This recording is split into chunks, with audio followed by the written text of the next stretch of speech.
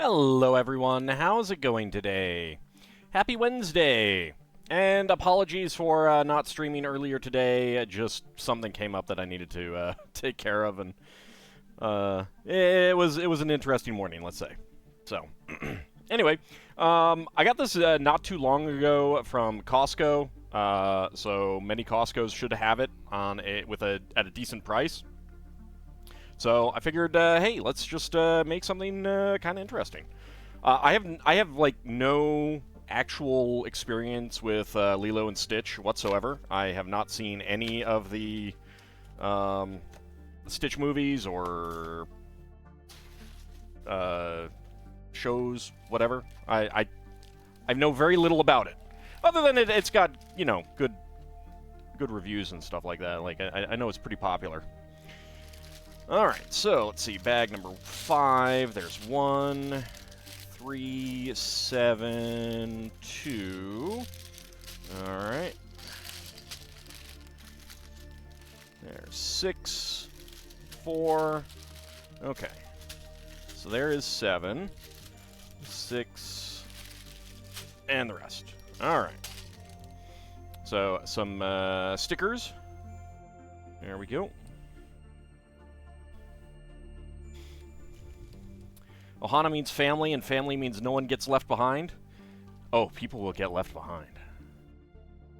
People will absolutely get left behind. Every dragon for himself. I mean, yeah, no, we won't leave anyone behind. Howdy, Bahamut. How's it going? Guess what you're about to get in Dragon Quest Monsters? Let's see. A King Cure Slime? King Metal Slime? Howdy, Sealan. How's it going? Yeah, it's good to see Sealan knows what's what. Going with the cornflakes. Oh, yeah. Let's move some of the large pieces out of the way. People won't be left behind. Can't say the same about dragons. Wow. Wow. So mean. Also, brick separator that's not orange. Actually, I feel like orange would probably be more noticeable in that. Yeah, I think it would. Oh well, it's nice to get something other than orange. Aren't you glad it's not orange? I'm sorry. Both, nice. Nice. Alright, let's see. Start off with some plates. And lots of side studs, actually. Lots and lots of side studs.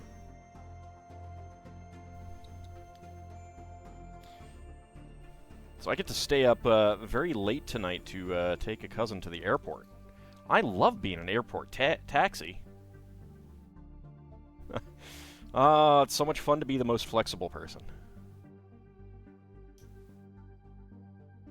To be fair, I did have family members take me very, very early to the airport on a number of occasions, so it is fair. Just make sure my meter is running. Oh, my meter's always running.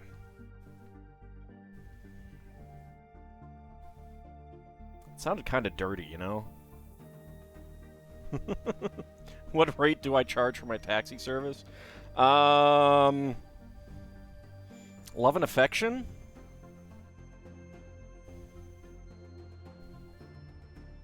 Because that's about all I'm going to get.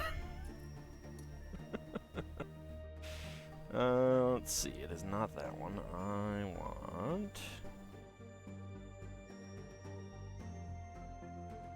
Huh. Ah, there it is. Pretty steep price. Wow. No free Mega Flares. No, not exactly. Not exactly. Alright, there's that. Where is the other one? Is it over here? No. Or is it? No? I need the other one of those. Where is the other one? Am I just being blind? Is it in one of those? No. Huh.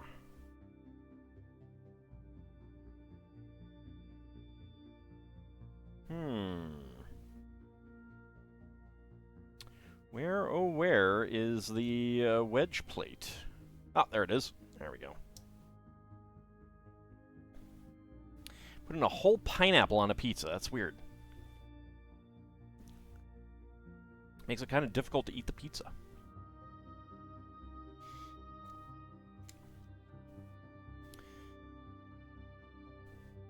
Howdy, Area High One. How's it going?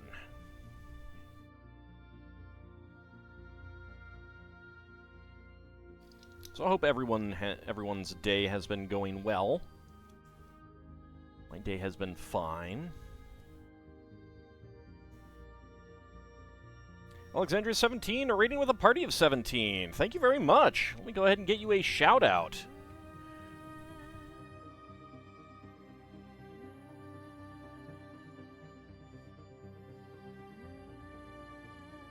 What were you building tonight? I saw that you were building some Lego. And indeed, have some ham. Sit down, relax. We are building the Stitch, the new Stitch set. Got it from Get Dave recently recommended me on his YouTube channel update. He did, yes. I was very much appreciative of that. Did I choose Lilo and Stitch because Infinite Wealth is also set in Hawaii? I did not, no. I chose it because I just felt like building it, and I got it fairly cheap from Costco. So it was like, it was sitting right there. I'm like, yeah, why not? Working on the tall neck. Oh, yeah. Yeah, the tall neck is great. I built that a little while ago myself. That was a really nice set.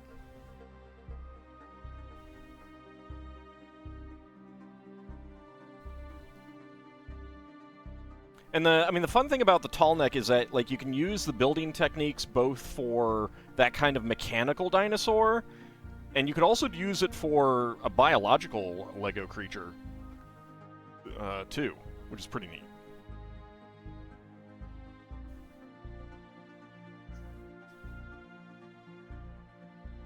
It's always fun when those kind of techniques work together. There is a lot of side studs on this. Wow. Been in your backlog for most of 2 years. Several people have highly recommended doing the light kit for it. Are you going to do the light kit as well? Or is that, like, maybe? I haven't done any light kits before. Partly because that seems like effort and research and stuff like that. There we go, get that on there. Interesting color palette on this, yeah. I do really enjoy the multicolored nature of interiors that LEGO does these days. To be fair, like, old sets didn't have a whole lot of interior. Like, most of the interior was visible, so you didn't get a whole lot of this. It's a maybe, but you're leaning towards yes. Your issue is you're worried it will make you want to light up all of your sets. Yeah, there's that too. My bigger worry is actually that I'd want to light up non-sets. I'd want to light up mocks, and that seems like pain and suffering.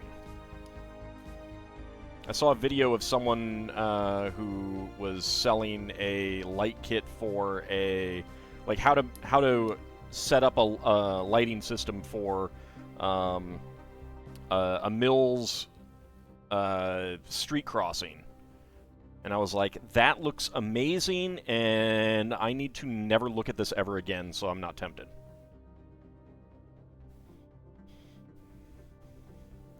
Funniest thing is in Dragon Quest Monsters Dark Prince, you went up against a boss with no MP and with any of your monsters and still won using auto battle. You might be over-leveled. You might be over-leveled. I don't know. I don't know, sir.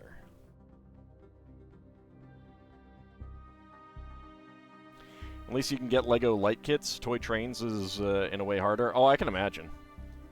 LEGO's a little bit more conducive to that kind of thing because you can deconstruct it and reconstruct it in a lot of different ways without having to do drilling.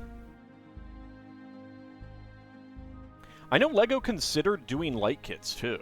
I'm kind of surprised that they never did.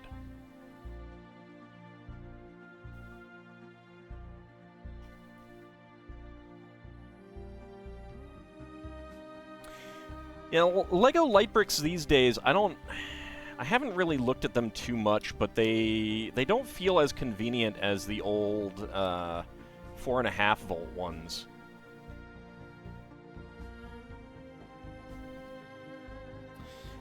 Well, I mean, I imagine that they didn't because they didn't think they would make a killing. It could be that the demand is very high for amongst a small number of people, you know? And they may need to have a higher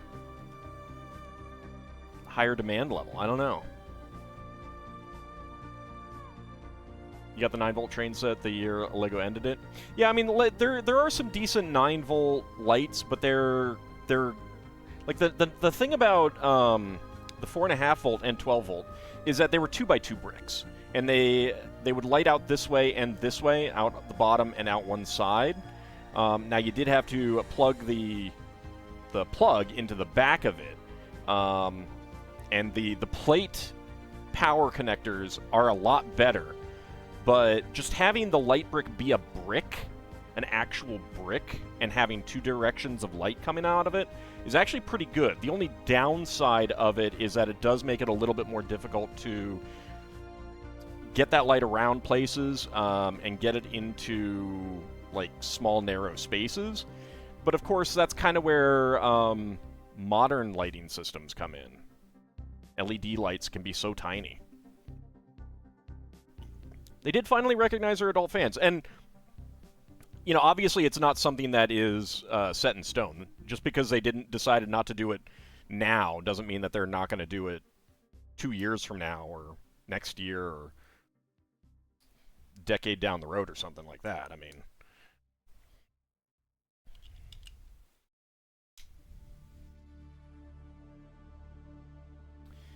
you know, it might be that they want to let the private market get to a certain capacity and then bring out their own kind of thing. There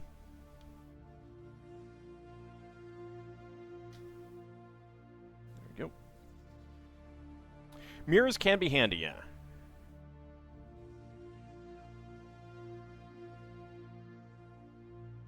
And actually, like, one of the cool things about the 9-volt system is they don't make them anymore, but Lego did have this dish-shaped piece that was chrome silver that did have a hole in it that you could put the light piece through. And so you did have a natural mirror setup.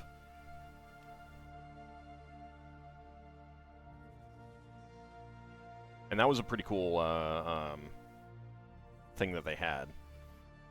But they don't do a whole lot of chrome anymore. Bandai does lighting as part of some of their kits, so it wouldn't be a stretch. Yeah, I suspect that Bandai's margins are a lot lower on that.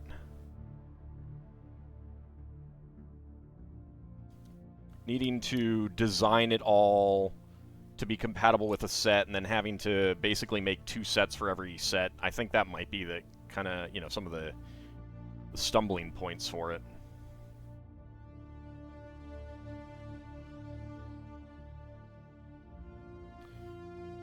I've actually seen a 0201 size LED in some products you work with. It wouldn't be too hard to fit those on a small circuit board or a flexible cable into Lego. Yeah, so, like the... I don't know if I have any pieces available right now.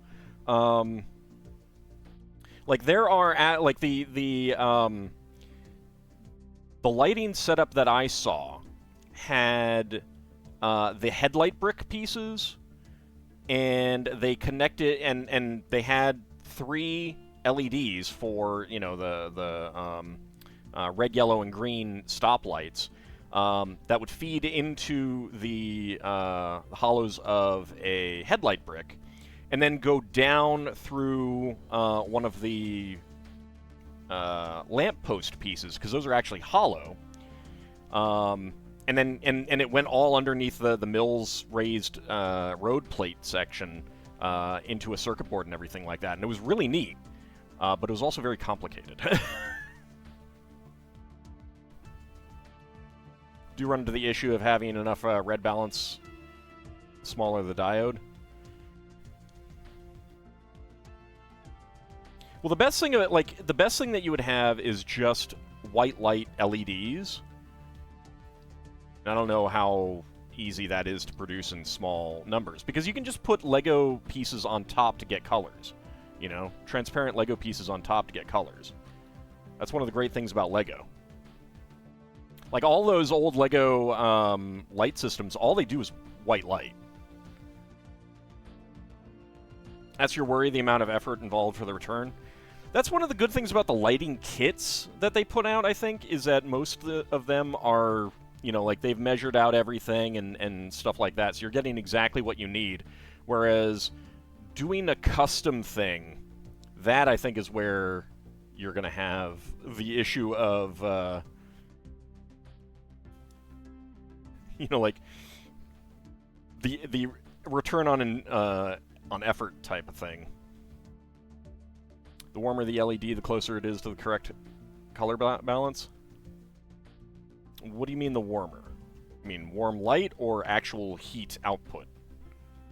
Because you don't want too much heat for Lego. I'm also not going to be putting it on the stickers.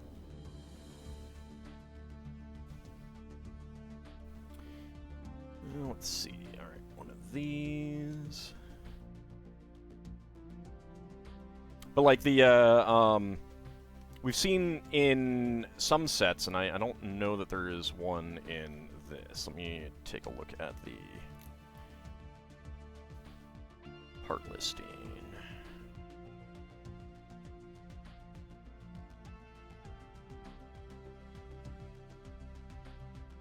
I don't remember seeing anything here, but there might be.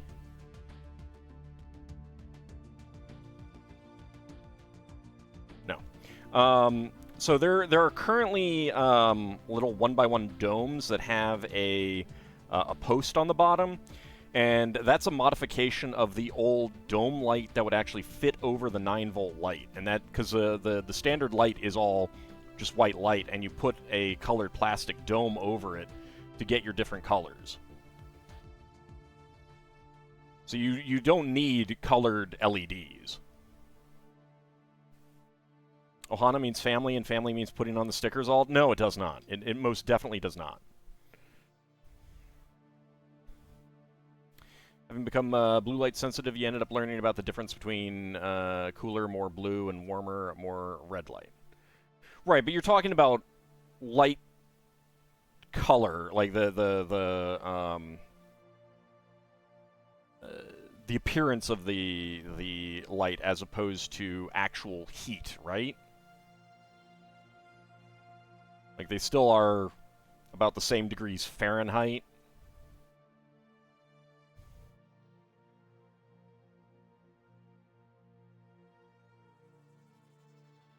Because that's always I mean, like, that would be a worry about incandescent pieces. Like, incandescent light kits. They might be too warm and damage the plastic. The color produces, right, yeah. Just did a Speed Champion, the stickers are too much on that. Yeah, I like the Speed Champions for the builds, but I'm not doing the stickers on those. I am not doing the stickers on those. I do not care enough. I will leave that to people who do care. Alright, I think that's going to be his back there. Be a warm red light or a cool white light, the temperature is the same. Got it.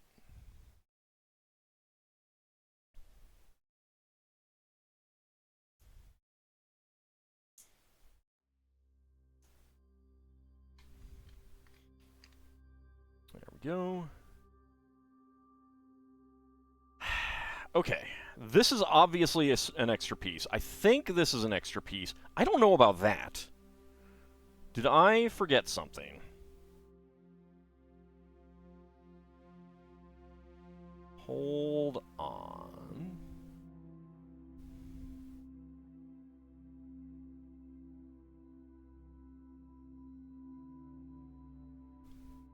That wouldn't have worked if it wasn't right.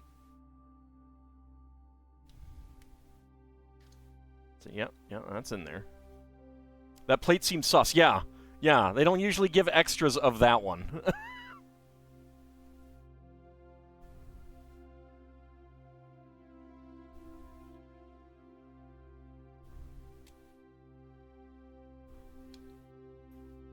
Makes me worried. Aha! There we go. Goes in right there.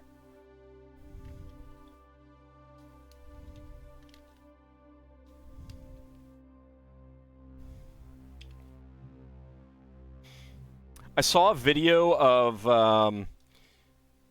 what appears to have been someone's girlfriend putting in some extra pieces in someone like some guy had gotten the crocodile locomotive, and when he stepped away for a minute, she went and got some extra pieces and put them into the pile that he had. So he gets the thing done, and he's like, "What are these extra pieces for?" And it's like, that is so deviously evil. It's like the Lego version of the you know, putting a bowl of candy and it's a mixture of, like, Skittles, M&Ms, and Reese's Pieces. That's cruel, you like it? Yeah. You ran into that with your Black Seas Barracuda? I did too. I remember specifically in that one, there was a part where I had to put on, I think, like a 2x2 corner plate and a 1x2 plate. And I think I put on two 2x2 corner plates, and I got to the point where I needed the other corner plates, and I'm like, where are they? Alright, so spare parts for bag number 1. We have a quarter cylinder tile and a 1x1 plate in bright orange. And howdy, Dracophile, how's it going?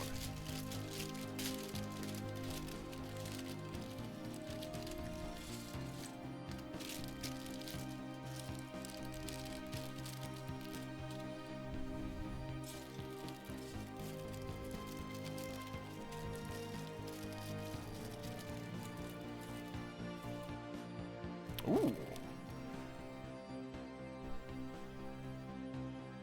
So dark pink half bushings. That's pretty neat. I like that.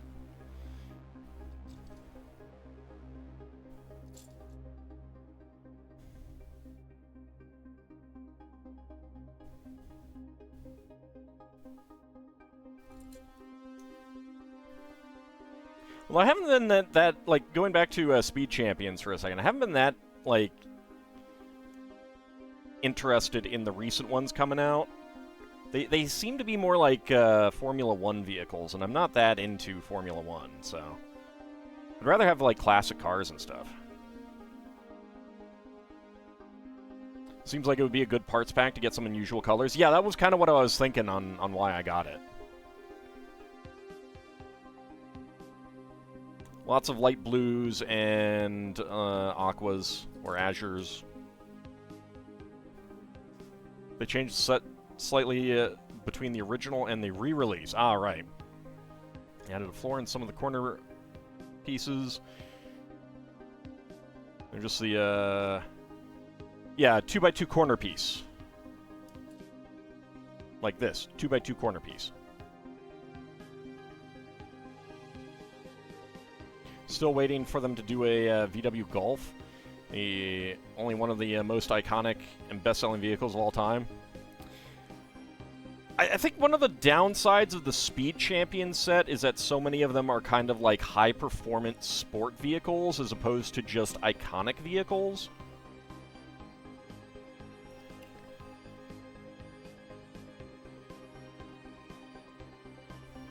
Visited your mechanic yesterday, tweaked the foot. Less friction in the wrong areas. Nice. I mean, I'd really like to see more iconic vehicles. I know there was like an April Fool's or a fake leak about an actual DeLorean Speed Champion set. And that would be a pretty good one to get.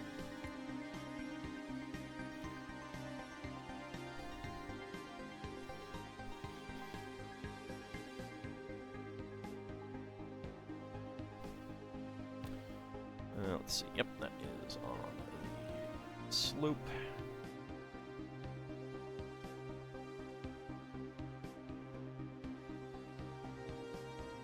But I know they don't have the actual DeLorean license. They can do the. That's why they had to call it the Back to the Future Time Machine as opposed to the DeLorean. They couldn't actually say DeLorean because they didn't have the license for that name. It was a 1967 Mustang. You're happy now? What, the Lego one?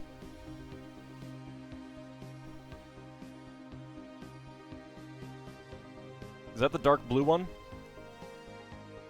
Yeah, I do actually have that set. I like the big cars. I like building the big cars, but I'd like some minifig scale ones too. I like a mixture of both. They're good for different things. Alright, is that right there? Yep, looks like it. There we go. And it's a real nice shade.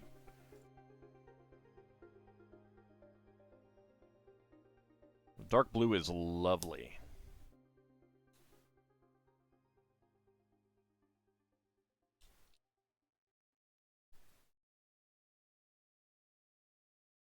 Goes to see if the DLC counted for the free metal slime. Off to cozy up with the book and wind down for the night. All right. Have a good rest of your night, and thank you very much for the raid. I really do appreciate that. I'll have to see if I can return the favor at some point.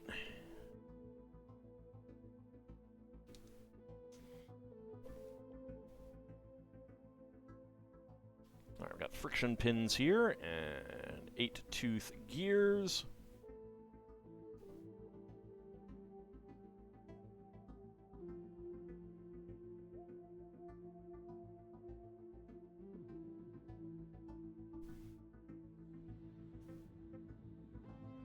And a yellow 5L axle. The DLC didn't account for the free metal slime, then you can get the Metal King slime. Nice.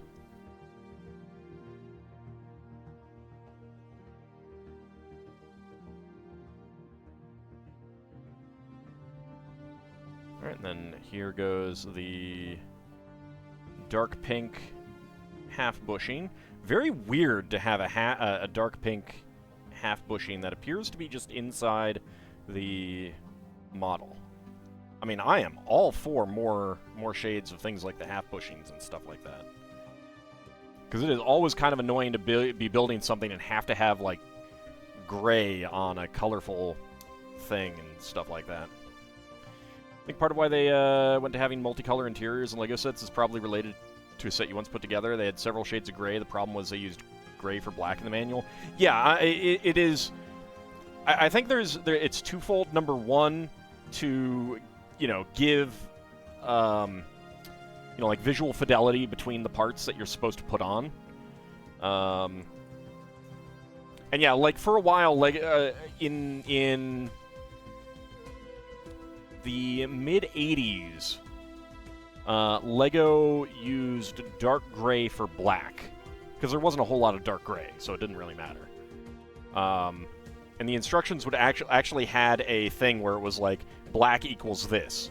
And it might have been like a printing thing where they wanted to save money on printing or something, I don't know. Didn't last too long. I wish that they would do something different with dark brown in their instructions. Dark brown is terrible. The set you put together was from 2006 or so. Ah. Huh. What do you know offhand what set it was? I'm curious. Because I mean, LEGO, the accuracy of LEGO colors in some of the instruction booklets have been a little bit suspect, I feel. It's in the Castle series. I'm trying to remember what came out in 2008. But yeah, I do think color contrast is one of the big reasons why they use different stuff in the interior. It's your brother's, and the box has long been lost. Well, that's fine. I have very rarely kept boxes. Although I do have an airport shuttle box around somewhere. Probably not in very great shape, but...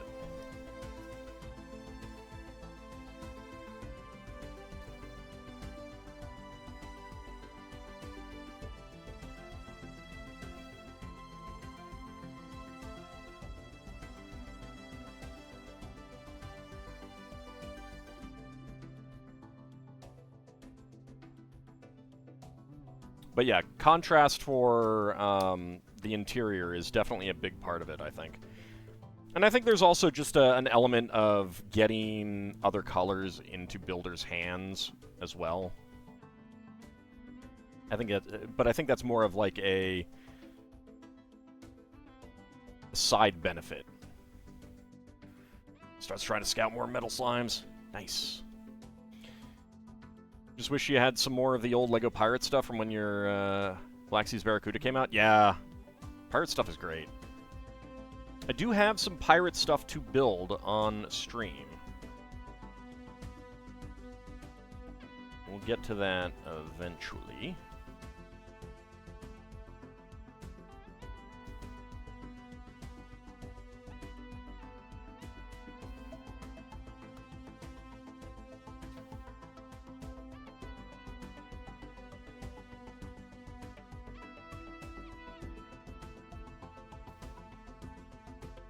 Not old pirate stuff, though. Somehow managed to get all of the mini sets from a few years ago that were a very brief continuation. Nice. Yeah, I definitely missed some of those.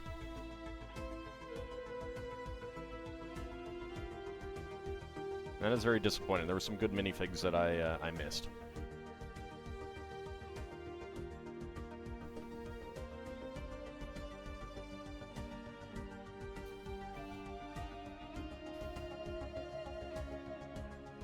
Maybe I'll be lucky and LEGO will stop coming out with sets for a few months that I really want, like the D&D set.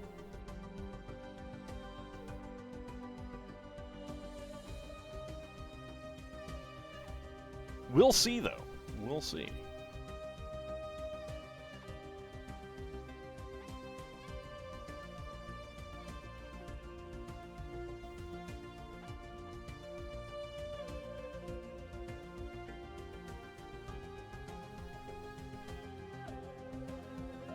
Alright, let's see.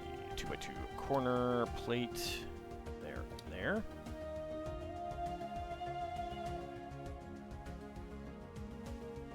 You need to get more scouting stuff.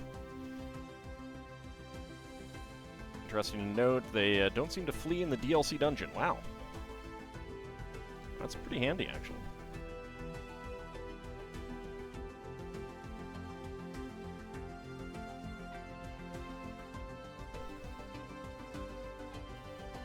Yeah, I'm pretty excited to build the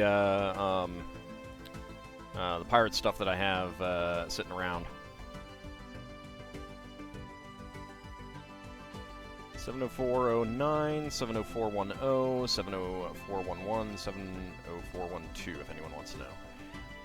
I am sadly not as good at the remembering what the 5-digit sets are compared to the 4-digit. I got really good with the 4 digits, a lot of them at least.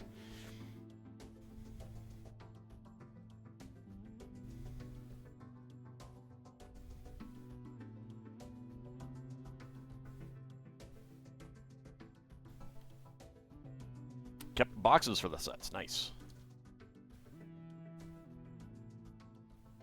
There we go. So getting a little bit of open shirt thing going on there. And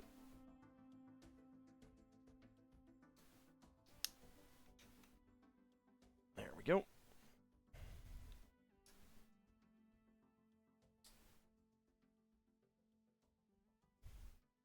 Yeah, but if it is a DLC dungeon, then that's oftentimes the kind of thing that they'll do to make that a benefit and stuff like that. Sets combine in pairs to make a bigger base. Awesome. Like the old castle sets. Alright, so we have a 1x1 plate in, I think, azure, a 1x1 tile slope in, I think, light azure, and a dark pink half bushing. Very neat. Okay. Let's go for bag number 3.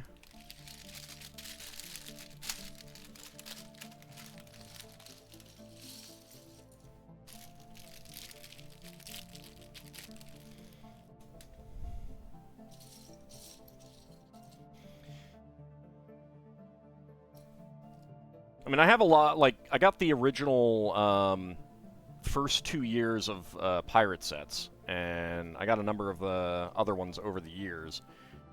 But definitely fell behind on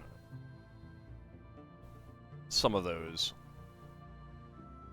I'm not sure that I got anything from that last batch of ones that came out, either. Unfortunately.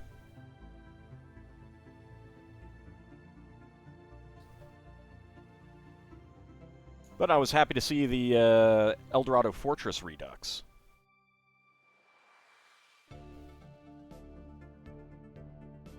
That was pretty cool.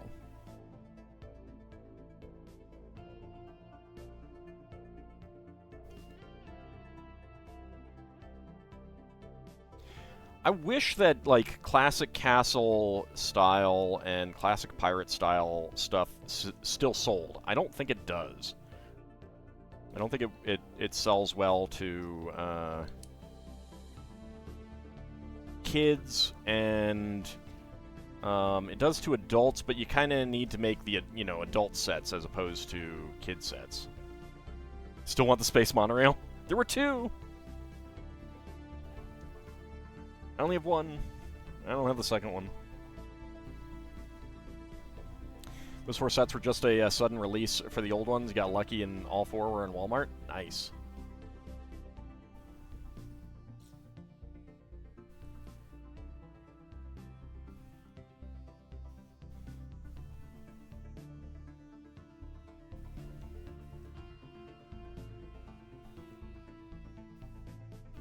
My favorite monorail is the airport shuttle, though.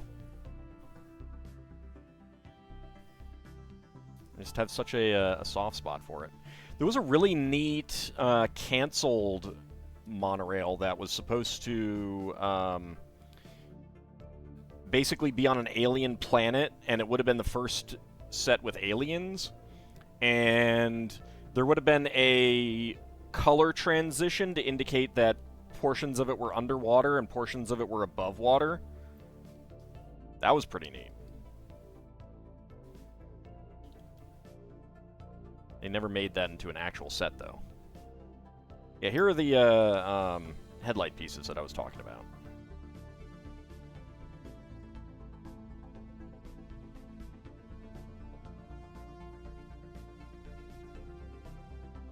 Yeah, they have hollow backs, hollow bottoms. Very useful for getting lights into spaces.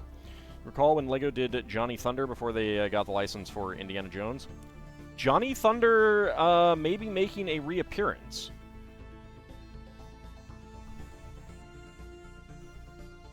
So they had a bunch of, like, cross-theme space sets at the beginning of this year. And the middle of the year they're doing Town and I think Friends Jungle Explorers. And I think there's going to be an homage to Johnny Thunder in one of those. One of the city sets.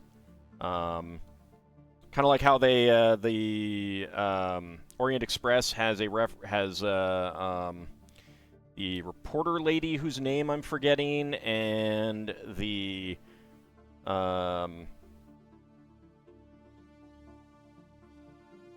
museum had the professor guy.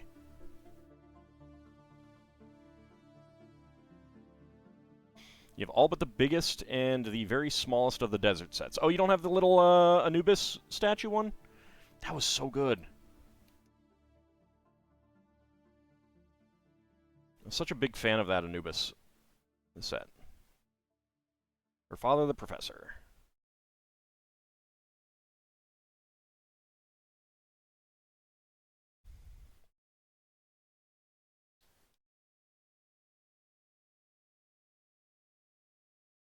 I got a bunch of the one with the raised base plate, the Sphinx, on a sale. So I think I have like 4 of those base plates.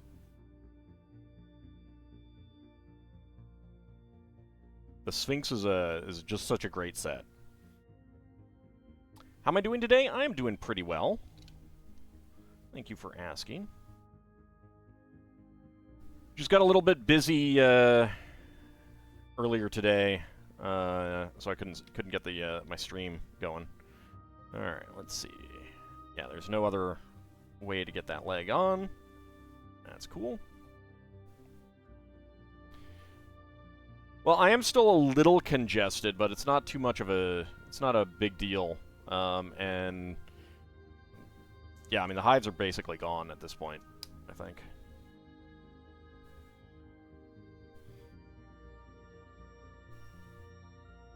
In some ways, you like the 80s to early 90s way LEGO sets were put together.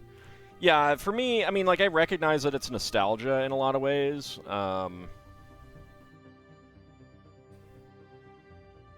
Like, there's a charm to many of them. But I do also... Oops, that's not the right piece. I do think that, like, the actual vehicles are simple without being simplistic.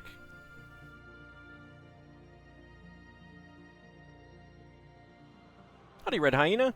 Just wanted to give your sincere thanks for all the streams and YouTube content. Glad I'm feeling a bit better. Excellent.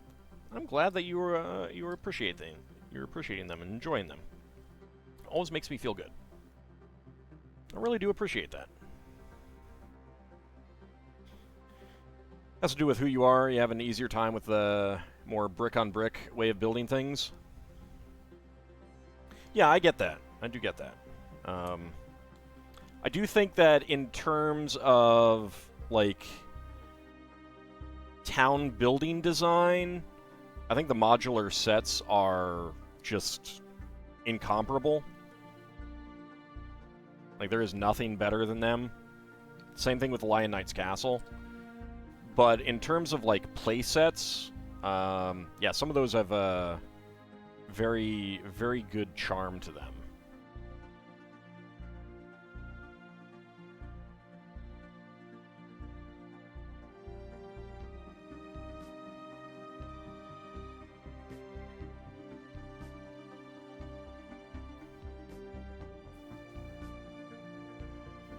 Howdy, Crimson Clover, how's it going?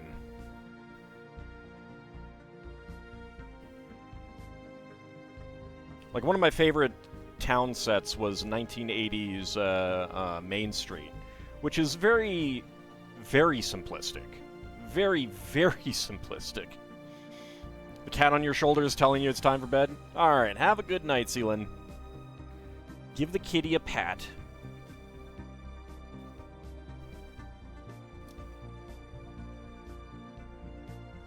But it just had a charm to it. I miss the base plates, too. The road plates.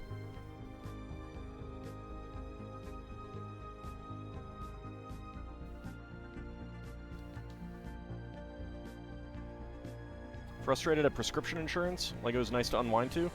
Oh, I'm sorry that you're dealing with that. I'm glad that there is some Lego to unwind to. I'm doing pretty well.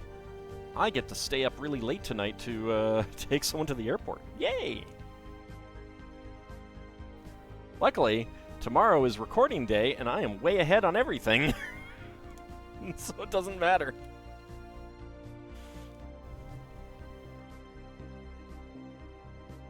Still want the original Transformers Devastator? Oh, yeah. That was great. I got that one. I got that one in like a big single pack rather than having to get the individual ones.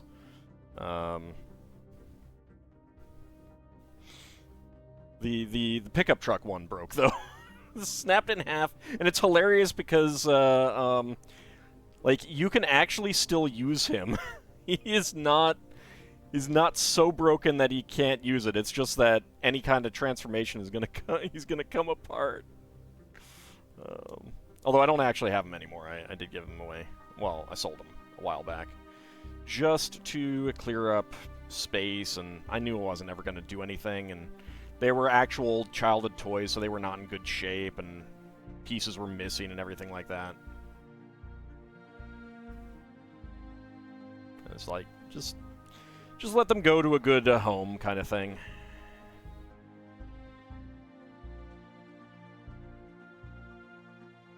No, it would have taken a little bit more than that. A folding mechanism broke.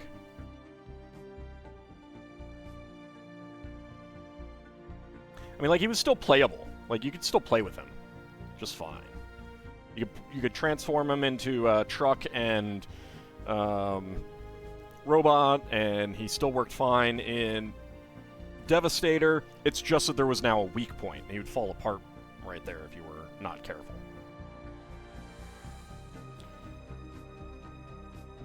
Alright, let's see. Did I miss a 1x1 tile slope, or is that extra? Because we've had extras of that already. I guess it's extra.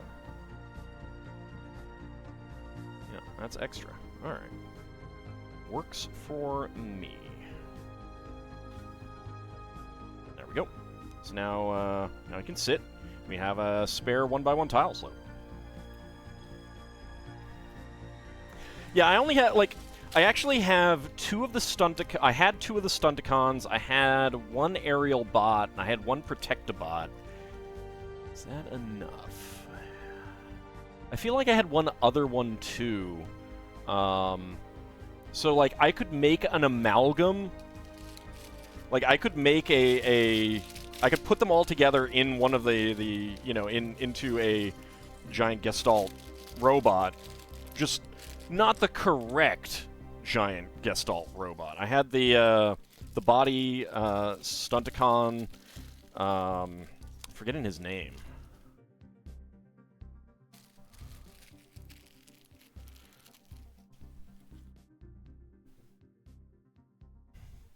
You've been enjoying my Stardew Valley LP? Well, I'm glad to hear that. I have been having a blast with that. As evidenced by the fact that, was it Monday was the last day of spring, and I have already recorded all through summer. Yeah, it's a bit. It's a bit. Just a tad. Little bit ahead.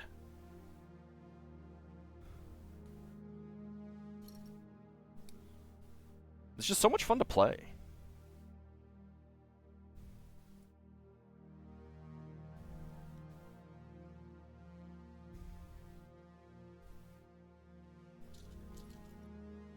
It's a very addictive game. It's very easy to just be like, oh, I'll just play one more day, and then, you know, you play 5 more days.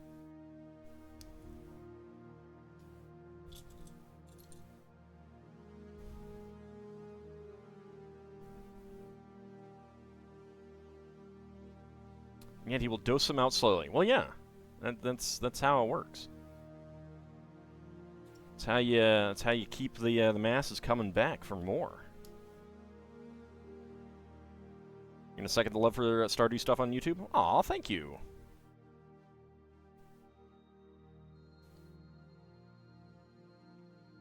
Crimson's been streaming some.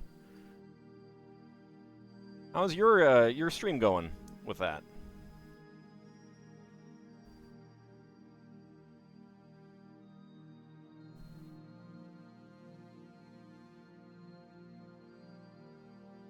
Let's see, 1x1 to 1x1 downward bracket.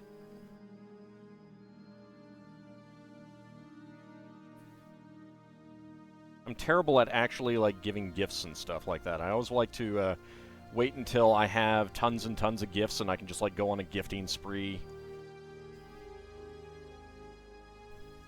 Just like have this intentional thing where it's like, okay, first I'm gonna go and get so and so up. So every day I'm gonna take this thing to give them a gift and stuff like that. So I have not been doing a whole lot of that so far.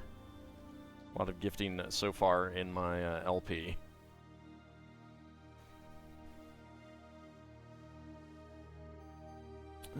Okay, so that goes there. Yep. All right.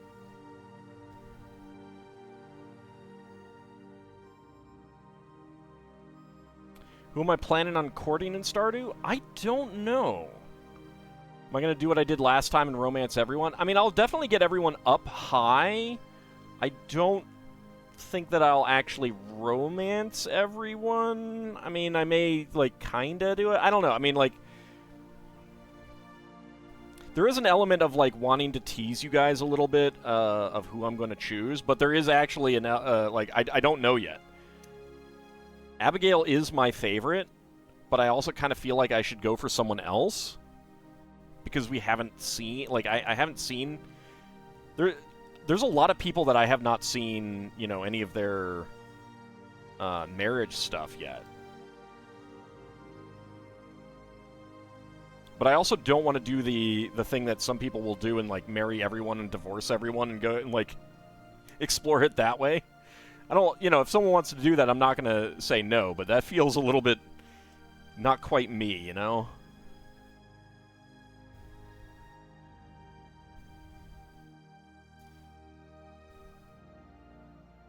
At the same time, I'm also not a big fan of most of the guys in the game. So I probably wouldn't go for any of them. Could always assign a number to everyone and roll a die for it. That's true, I could. I could do that.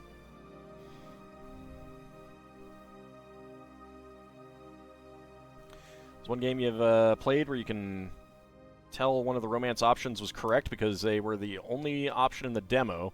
They were later, no matter which of the branching stories the most supportive. Stardew was pretty good about making them all feel pretty good. Like, there's no real, like, none of them, like, let you down in terms of the story that you get out of it, I think. That also feels mean. You know, it's a video game, but still sounds mean. Yeah.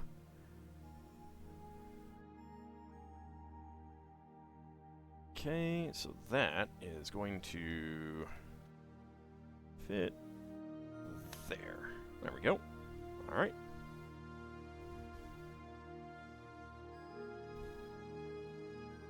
Here's where Lel Bunny pops in and complains about me feeling that that's mean, but not having a problem auctioning off monsters in Tactics Ogre for stat boosts.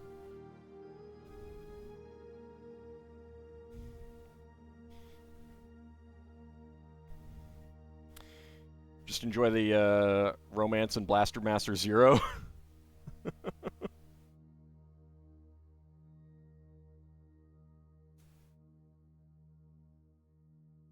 You don't want to criticize any of the characters? Yeah.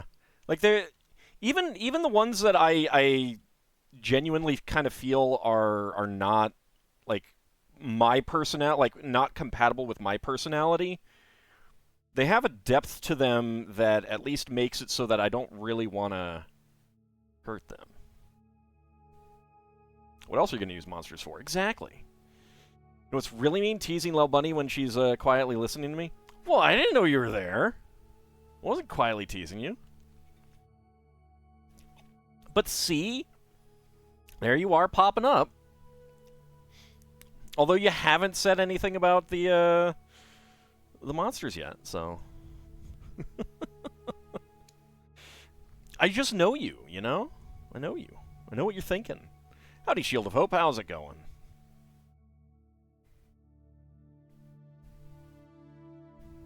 Well, on that part, at least.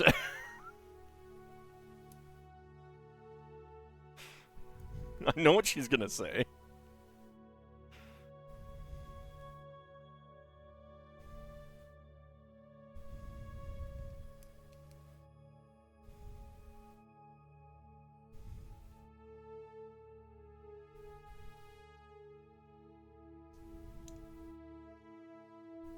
I mean, were you thinking it, or were you not?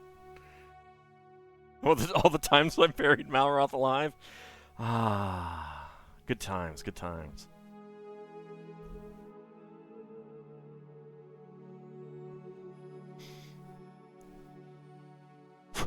Thanks for bringing back those good memories.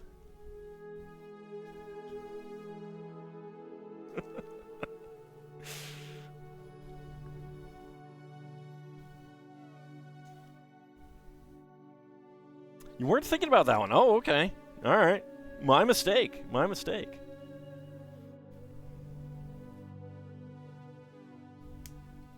I figured you were.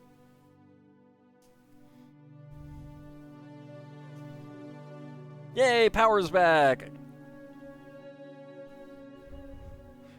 Alright, let's get that arm right in there. There we go.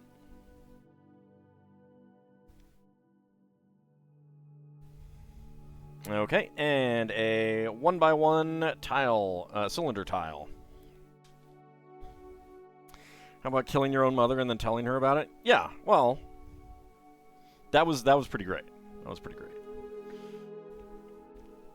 Pressing her claim and then plotting her murder.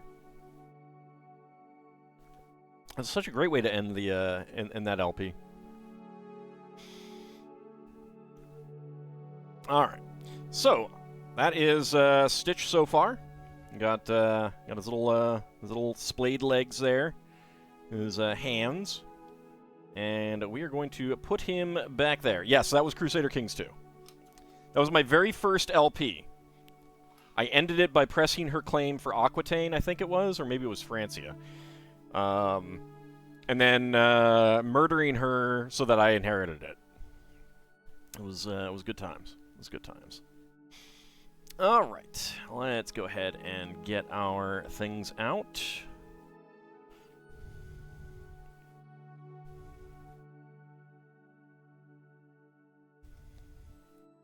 Let's see if we can get that a little bit. There we go. Nope, nope, nope. Come on. There. Flatten out. Oh well. All right. Let's see. There's 1, 2, 3, 4, 5, 6 that we have not gotten yet.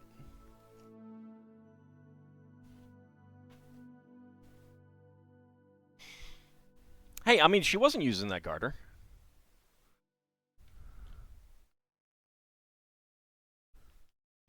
All right, let's see. D6. All right, so that is a 5. So we are pulling from here. 2, 3, 4, 5, 6, 7, 8, 9, 10, 11, 12, 13, 14. I mean, I will note that I had no choice about whether I wanted to take it or not. All right, that's a reroll. That was a 20. That's a 16. I need 14 or less. 17. 18. I like that this is getting all of my good rolls out of the way for Spelljammer this weekend. Thank you, Die. I appreciate it. 12. All right. 1, 2, 3, 4, 5, 6, 7, 8, 9, 10, 11, 12. There we go.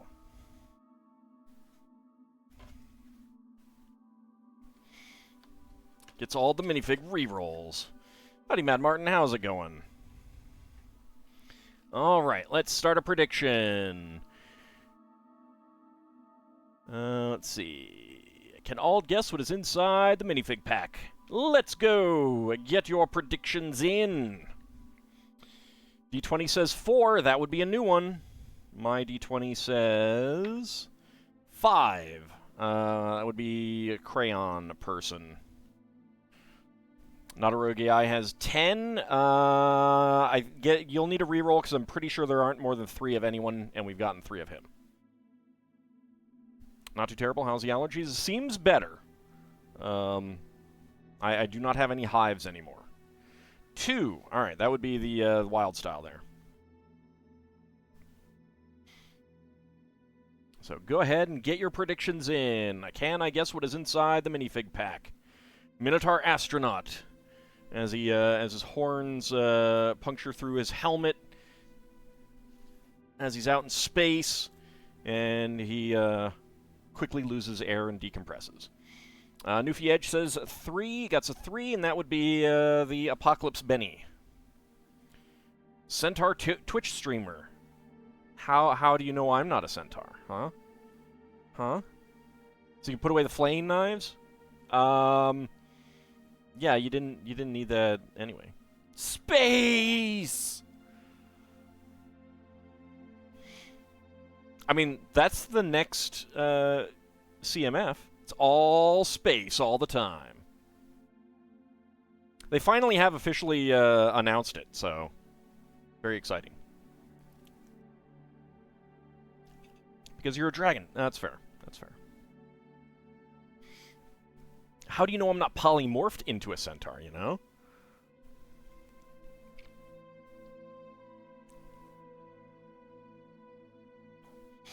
Can't see my feet. Alright, just a few seconds remaining. Okay, where is my... There it is. Okay. Alright.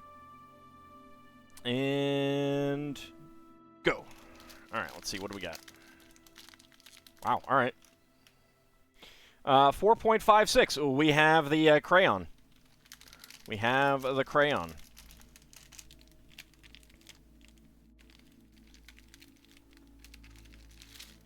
Yep. It's the crayon person. I felt the crayon piece instantly.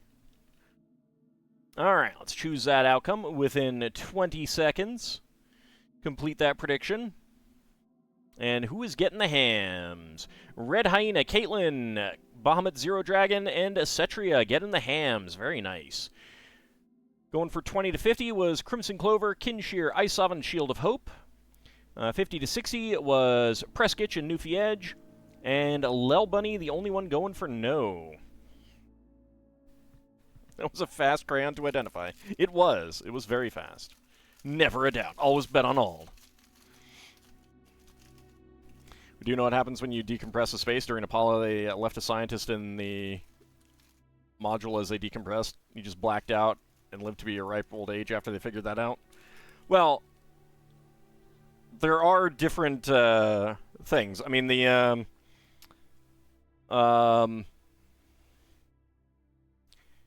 one of the Soyuz, I think it was like the second Soyuz, maybe it was Salyut, they decompressed very quickly.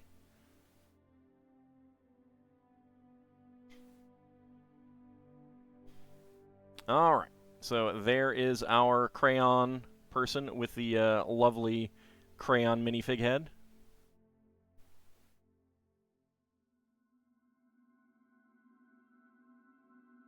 This is dual molded. Well, it actually might be two different pieces pushed together. It's hard to say.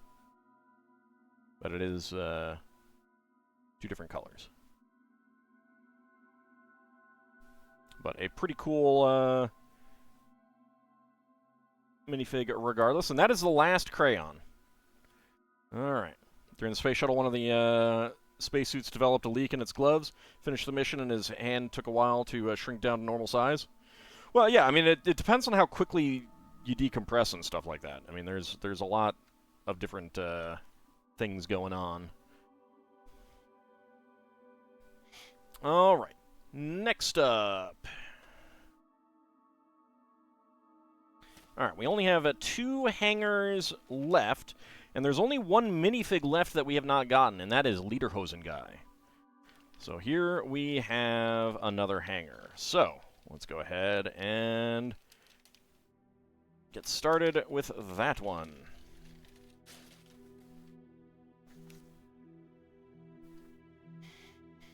Okay. Hold on a second. Let's see, what am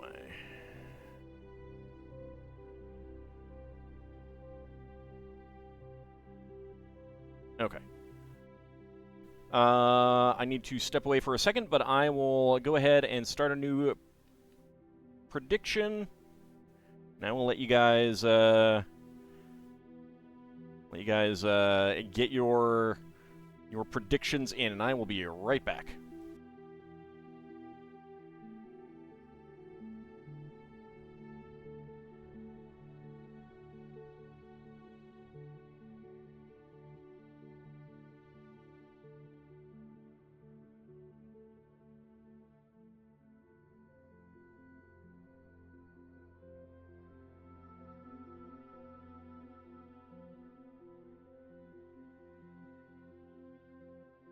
And I return. All right, minute 20 to go to get your predictions in.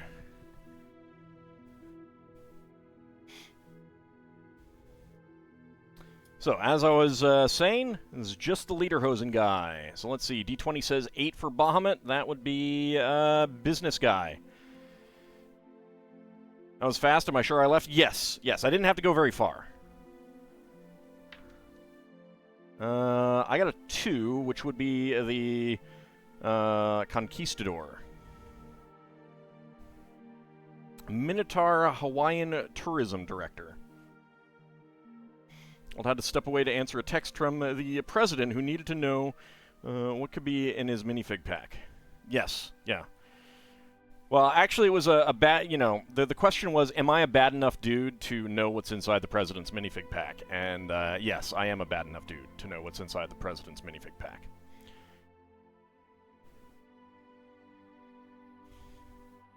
Alright, just a few seconds remaining. Get your predictions in if you have not. Alright. As we count on down. Ald earned a cheeseburger. Cheeseburger. Minotaur Phrenologist. Alright. There we go. Let's go ahead and reset my timer. And go. Alright, let's see. What do we got? What do we got? That is a head. Doesn't help me.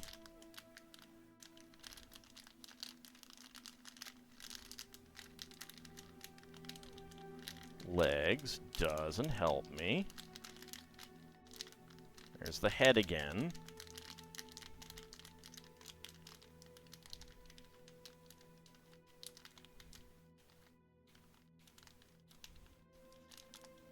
What am I feeling down here? Oh, all right. 37.38. I do believe we have another cheerleader. Do believe we have another cheerleader. Let us see if I am correct. Yes, indeed. That is a cheerleader. All right. So, once again, 37.38. Let me choose that prediction. 20 to 50 seconds. Complete that prediction, and who is getting the hams? Ice Oven. Ice Oven is getting all the hams, 7,399. Very nice. Caitlin, Red Hyena, Crimson Clover, Kinshir, Cetria, and Bahamut all going for within 20 seconds. Preskitch going for 50 to 60. And Lel Bunny going for no again. Someone scored indeed, yeah. Ice Oven scored pretty nicely. I earned 5 billion pickles. Sweet. I can power my house for years by burning all that.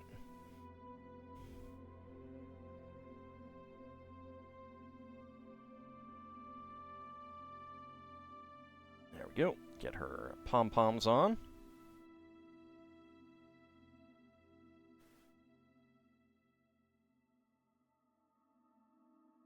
See, she's got an A for AuldDragon. AuldDragon High.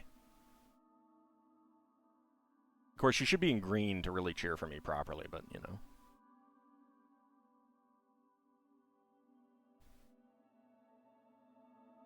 All right. Did I? I think I... Yeah, okay. No, I have not marked it. There we go. So that is our third cheerleader. I do not know if there are any others. I'm high on life, man. High on life. You know it. You know it. Alright. So, let's go ahead and get this out.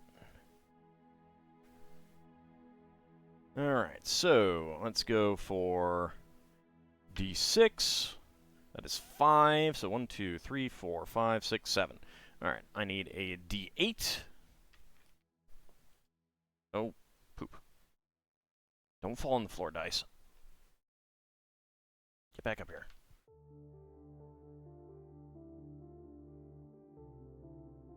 Alright, D8. 1. Whoop. Number 1. The large. The large. Alright, let's start a new prediction. Can all guess what is inside the minifig box? And get your predictions in. No offense, but you wish the new Stardew update made pickles insanely profitable just to make me have to make them? Yeah, but that's what Thea is for. That's what Thea is for. Alright, so D12. That is a 10. So that is a train kid. There are no more train kids. So let me re-roll.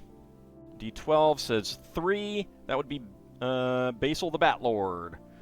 Bahamut's D20 says 4. So that would be the Sprinter. 9 would be the Harpy. Minotaur Ping Pong Ball Tournament Referee, yeah, for certain this time. It sounds like a Minotaur who's a fan of Captain Kangaroo.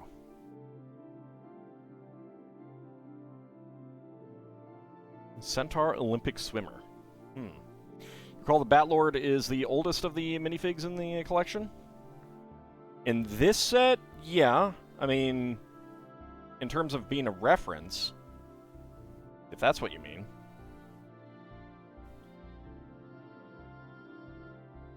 There are older ones. Like the classic space one would probably be one of the oldest. The girl dressed up as a knight would be one of the oldest because she was a reference to the very first 1978 castle set. But that's from different sets, so not this one. I mean, in terms of this one, none of them are really references to anything other than Basil.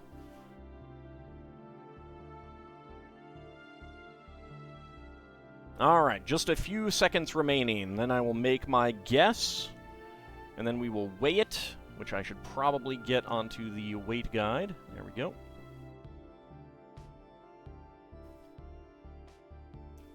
Alright.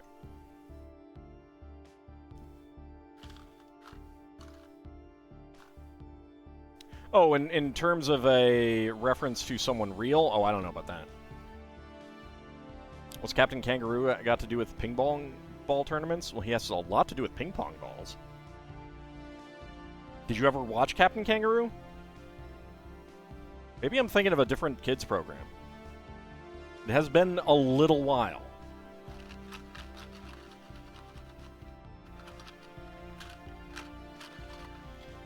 No worries. There was just a thing that like, I think when someone would say ping pong ball or something like that, a whole massive number of ping pong balls would drop on them.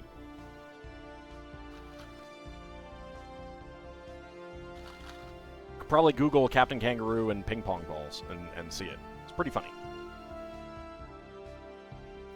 Alright, so it sounds like there's a lot of little pieces, so I am going to go with number 9, the Harpy.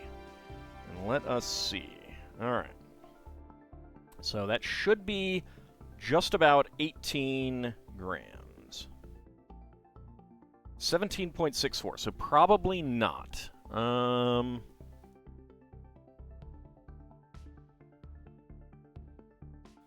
Okay, I am going to guess... Like, I'm gonna... It's hard to say. 1.63. What would this be? Alright, so by weight, I think it might be the Triceratops. Alright, so my guess is Harpy. The weight I'm saying is Triceratops. And let's go ahead and scan it.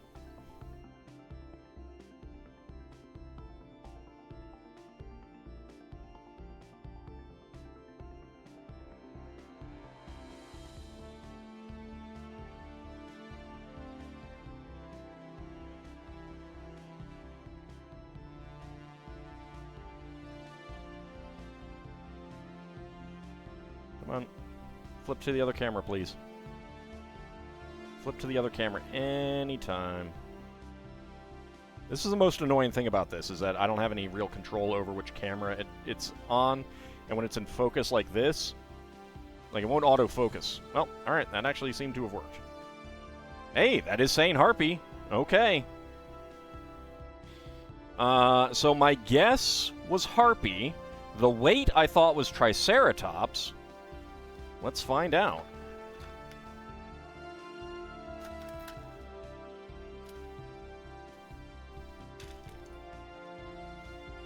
Alright, that is the Harpy.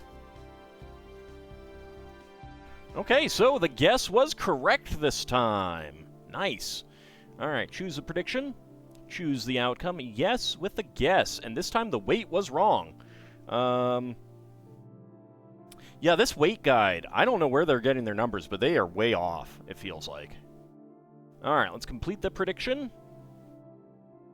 There we go.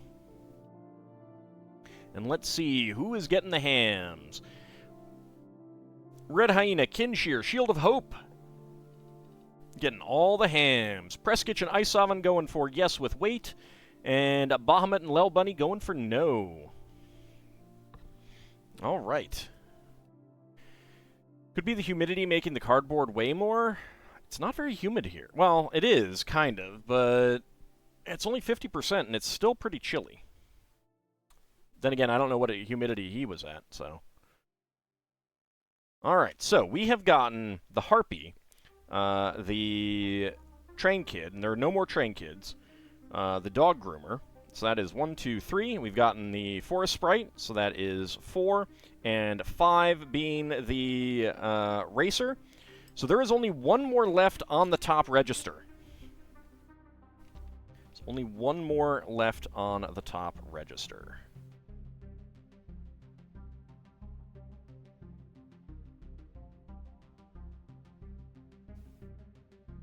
No dual-sided head, which makes sense considering the hairpiece.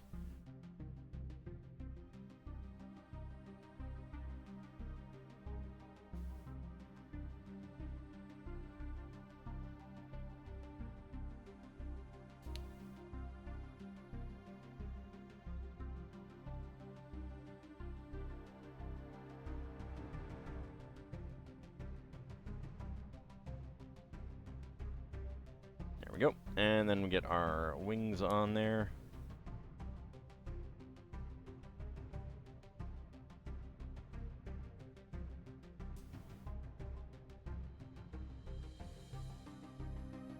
There we go. All right, so here is our Harpy. Some nice dark blue on the legs and purple for the wings and the hair. As I've mentioned, not a big fan. I would have liked it if it were more, like, brown, I think. All right, Bahamut, have a good rest of your night. Thank you very much for coming on out. Like, I don't have a problem with purple or anything like that. It just doesn't feel Harpy to me. I do tend to picture a more normal female avian plumage with Harpies, which tends to be brown. And I think, like, the claws, I'm not a fan of the... Like, I like these pieces as decorative elements.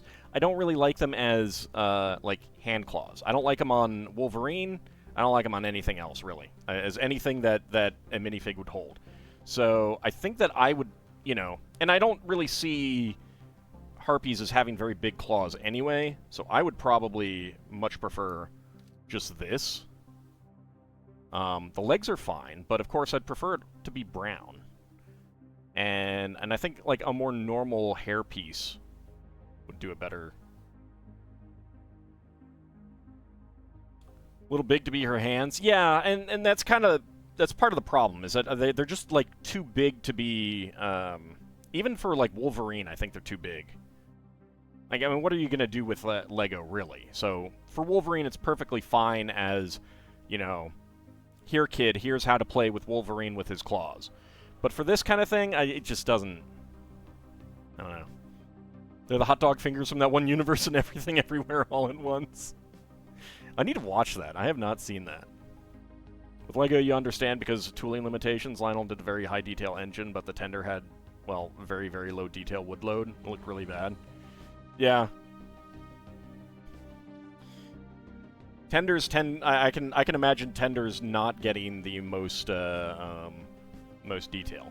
I mean, like, I like the design on the torso. You know, it's by no means bad or anything like that. But I just, you know, in the light pink for the head, it just, none of it does it for me.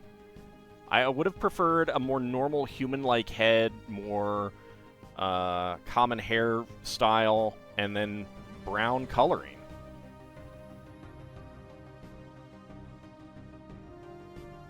Howdy, Lord Canis, how's it going? So I'm actually not going to put the claws on. Painting on the Tender itself was amazing? Huh. Weird. Alright, but there is only one more minifig in the top register to get. So we have gotten 1, 2, 3, 4, 5. Alright. Can't help wish it was a bird like in Shima. Well, I mean, we are going to get an Aarakocra in the D&D set later this year, which will look more like an actual bird, although the colors are wrong for an Aarakocra, but neither here nor there. And that'll work out pretty well. But, yeah, for a Harpy, I just, it doesn't feel like a Harpy to me.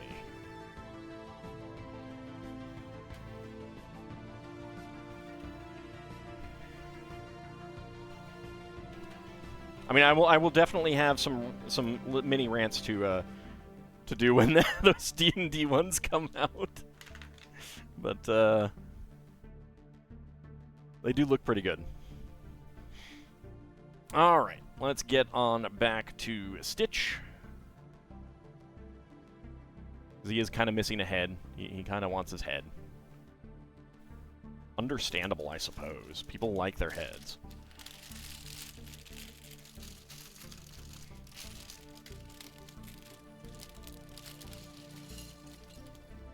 But yeah, like, I mean, Harpies have human heads in mythology.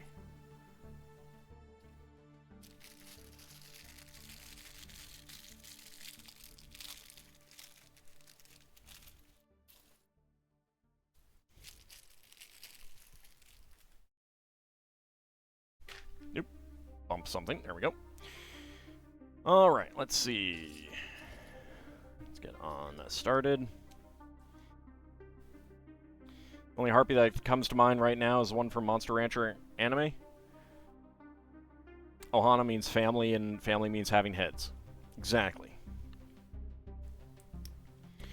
I mean, like, I have done a lot of, like, reading and looking at,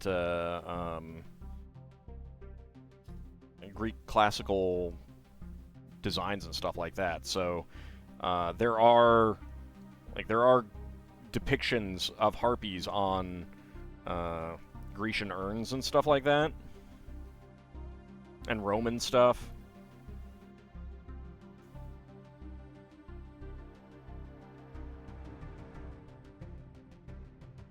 But to a big extent, like, the human parts of most Greek and Roman mythological creatures are basically fully human. Immediately think of Yu-Gi-Oh! Harpies. Do not know those.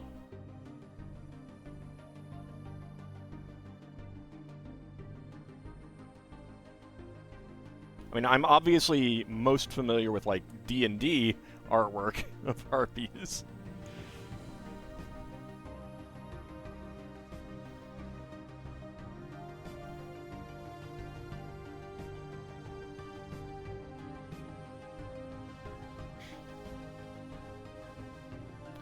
Interesting. Choice to have these clip onto these clips here.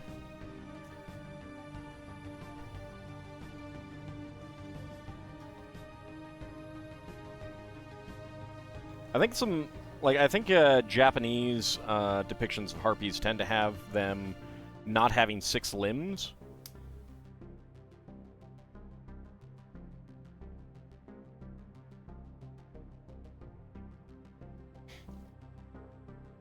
You know, where the arms are wings, whereas, although I think there are some depictions of Greek harpies like that, too.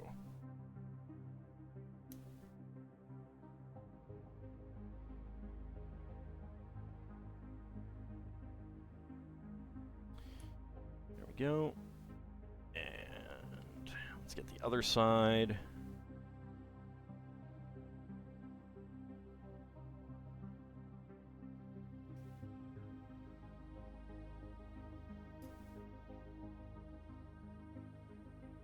But, you know, hey, I'm not the one who did the design, so. At least it's not not a variation on the Bat Boy arm wings. I don't like those. Well, that's what I mean, is that tends to be the what you get in a lot of Japanese media. There might be Greek depictions of that, now that I think about it. I can't recall.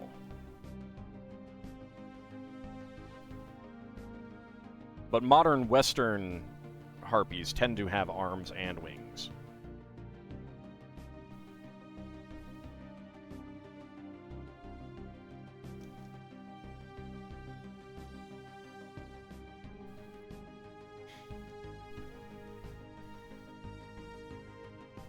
I need green 1x2s. And again, if they were going to do that in minifig form, I'm pretty sure they would make new Bat Boy wings, which I'm not a fan of. I don't like those. Brings to mind 1960s Batman, oddly enough. If Batman was red-green colorblind, Robin would look like he is wearing the same costume colors as Batman.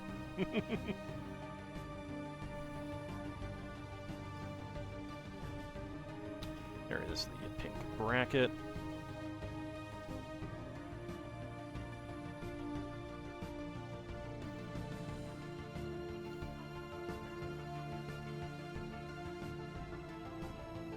Tried asking Adam West on his Facebook, never heard back.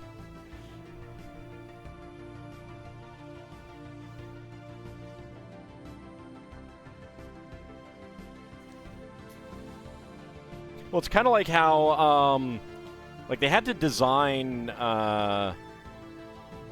very different outfits for black and white versus color filming. Like, I remember seeing color photos of the black and white Superman outfit, and it's just all shades of gray. Because that gives you better contrast to actually design things in gray, you know, in the gray shades that are going to be showing up on film, rather than going with the actual real colors they're supposed to be.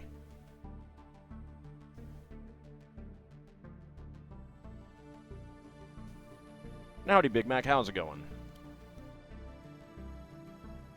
You only thought of it because Batman also struggled to spot villains dressed in green, like the Joker and the Mad Hatter in the 1960s show, dressed in green. That may have been just to make the show more exciting or something. Yep, we are building Stitch. Howdy, Rovaljax. How's it going?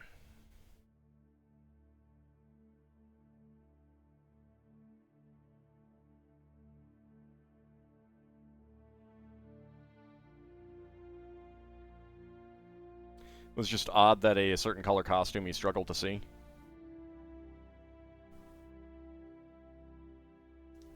Oh, I don't know. I am not super familiar with those, but I just know from like other types of shows that there's a lot of kind of silly stuff when you look back on it that ultimately is an element of making the show more entertaining, more suspenseful kind of thing in that kind of simplistic way. 1960s Batman saved the franchise.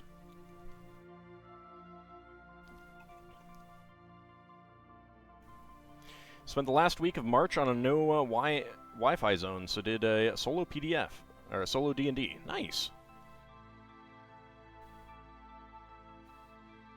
Like designing or playing a solo game?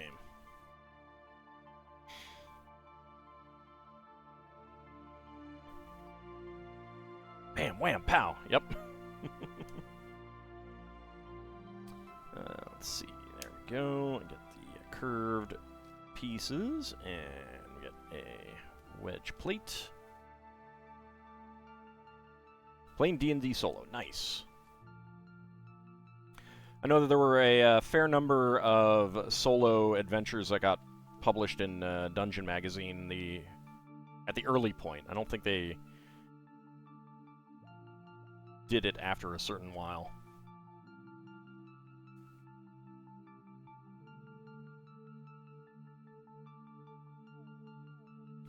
I'm actually kind of glad, like, looking back on it now from a perspective of knowing what we know about technology today. I'm glad that they weren't releasing Dragon and Dungeon magazines online at the time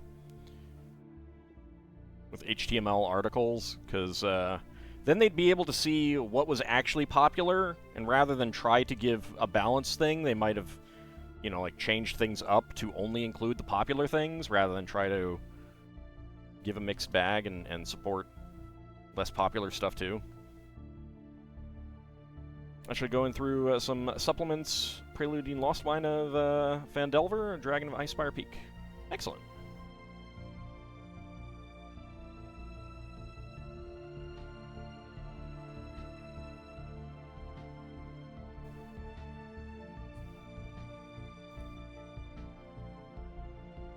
There we go. Get that on there.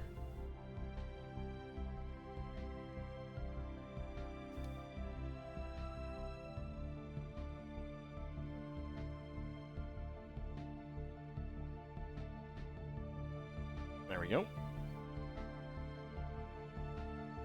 And a gray pneumatic T junction.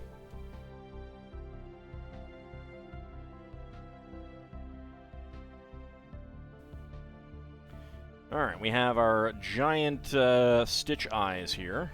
That is the one that I want. Yes. There we go. These are really big pieces.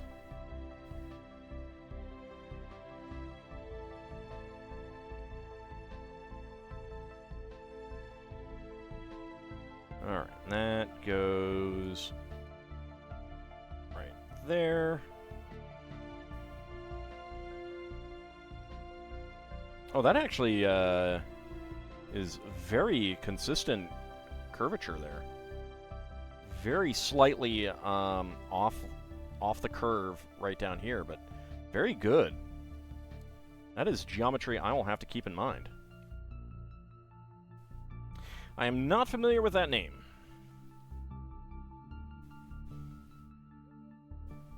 That is not one of the names that I know very well.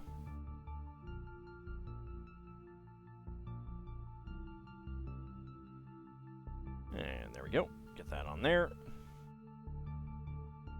And then on the back, we get 2 Technic bricks.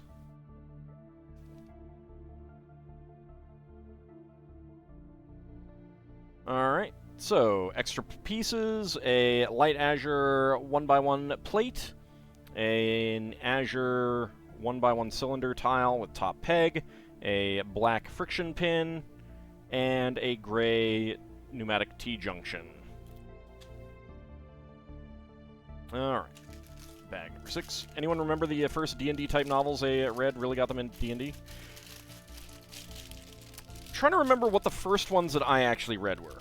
It might have been Dragonlance. I do remember early on seeking out the novels that were tied to the Gold Box games, i.e. Pool of Radiance, Azure Bonds, and Pools of Darkness. I do remember seeking those out. And let me tell you, Azure Bonds is still, to this day, one of the best Forgotten Realms novels, in my opinion. That is on that side. There we go. Alright, 7L beam, right across there. Alright, on the front side, brown Technic connector piece. There we go.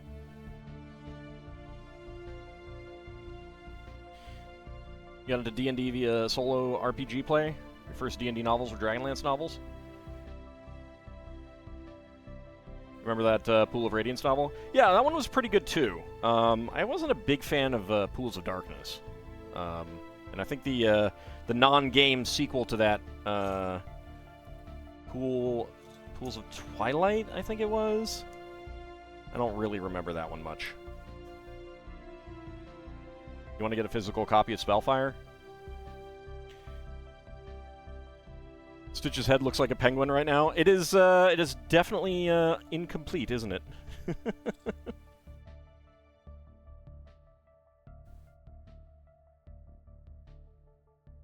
It is lacking a few things.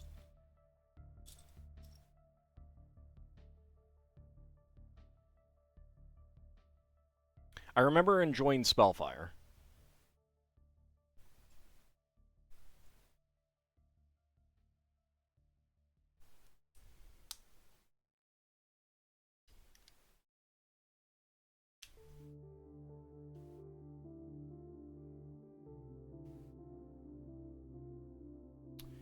Actually, that is the wrong color. That is the right color. How well would it mesh with castle sets? Decently. I think the big issue is more along the lines of, like... I think it would mesh better as a mock, rather than in and of itself. Like, it's great for fantasy parts, and it's great for castle parts. The set is interesting, but it's also a little bit too specific to where it, you know, to what it is, I think.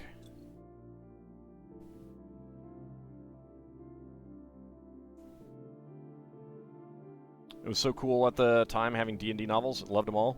I didn't love them all. There were definitely some that were better than others. I remember the Companion series for Dragonlance was very, very hit and miss.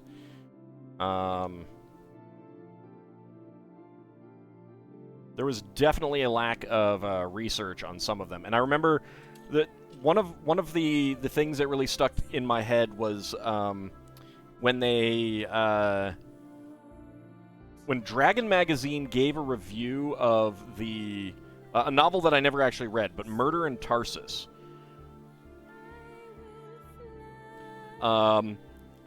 The first line in the novel is like, a light dusting of snow covered the city, reflecting the moon's light in silvery glow or something like that. You know, something to that effect. But talks about snow in Tarsus and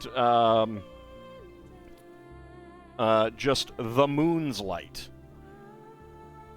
I'm pretty sure it was like a novel that got submitted to them as a generic novel, and they were like, yeah, rewrite this for Dragonlance.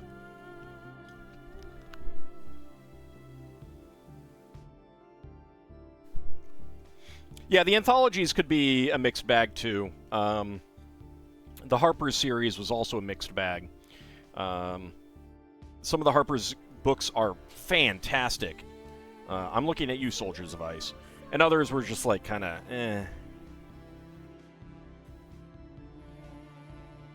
Well, Harper, yeah, I mean, that's part of it. Part of it. Like, and I think that's actually to its benefit that it is mixed authors and stuff like that. I just wish that there was a little bit more kind of quality control type thing going on.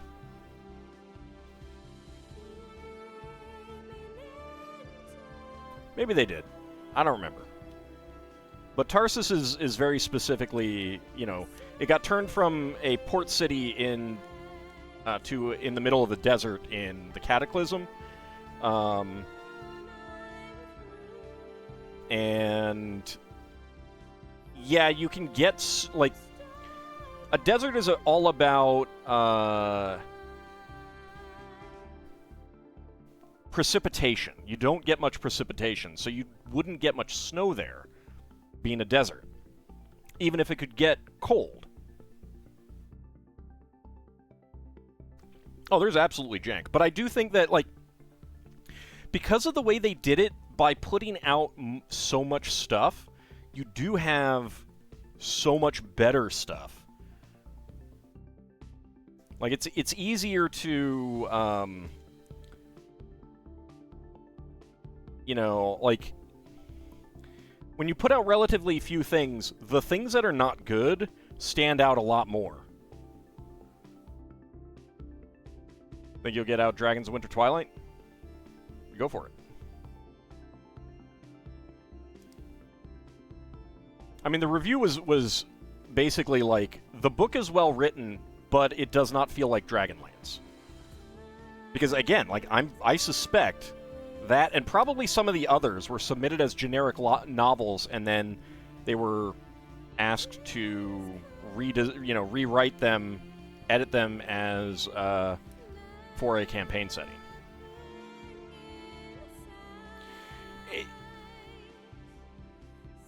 Editorial oversight is probably not the right way to put it. I would say more along the lines of, like, you needed continuity editors. You needed someone to say, because, like, if there had just been someone who was taking that book and being like, hey, you know, because there's nothing wrong with rewriting a book to fit something, you know?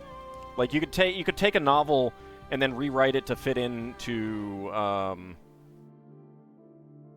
to a different setting. Like, if someone submitted a Forgotten Realms novel and you're like, well, we really do want a Dragonlance novel, you could rewrite that. But it would take a lot more rewriting, and that's probably where the issue was that they didn't want to do a whole lot of rewriting. How well can I answer lore questions related to D&D settings? I can answer 2E lore pretty well. If it's post 2E, substantially less well. And I know Forgotten Realms and Spelljammer the best. I know Greyhawk okay, Dragonlance okay-ish. So, I mean, if you have any questions, ask away. I'll either be able to answer it or I can't. And I will tell you if I can't answer it.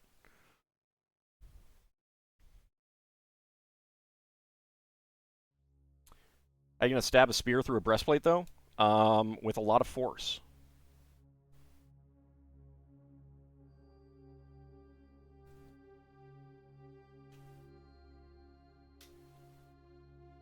Alright, there we go. There's his mouth.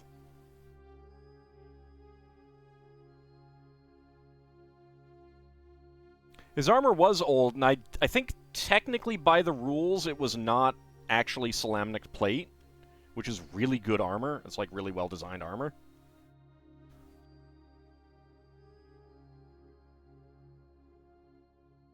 Although he does tend to be depicted that way, I think.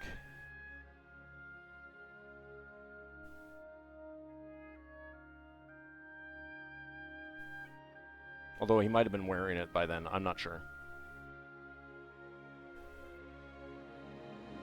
I think technically Sturm never actually joined the Knights either, even though he's kind of like seen as the prototypical knight.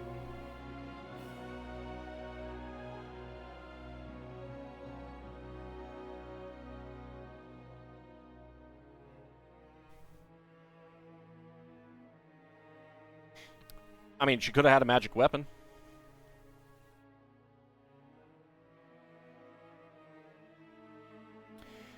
Forgotten Realms lore in general, including 2E, is it possible for a moon elf to worship both the Seldaran and Elistrai, and would there be any caveats?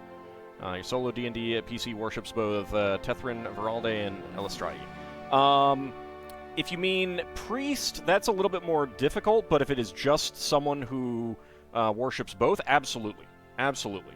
The D&D multiverse tends to be it tends more towards straight polytheism.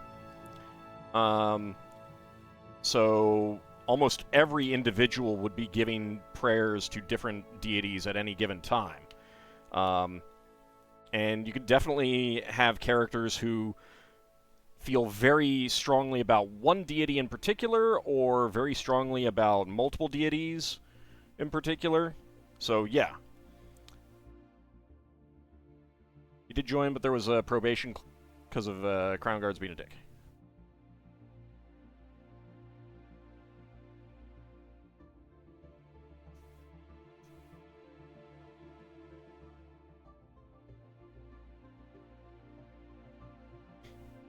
Yeah, I mean, it's been a long time since I read the Chronicles.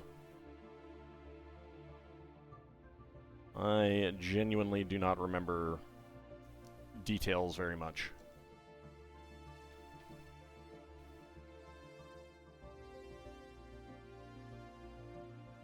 Like, I've probably looked at the Dragonlance Atlas way more than read the actual Chronicles.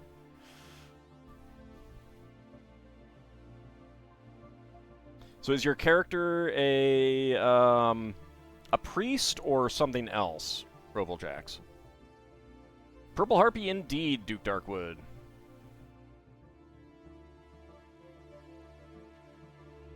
Kept waiting for him to have a cool redemption moment, and I don't think he ever did he?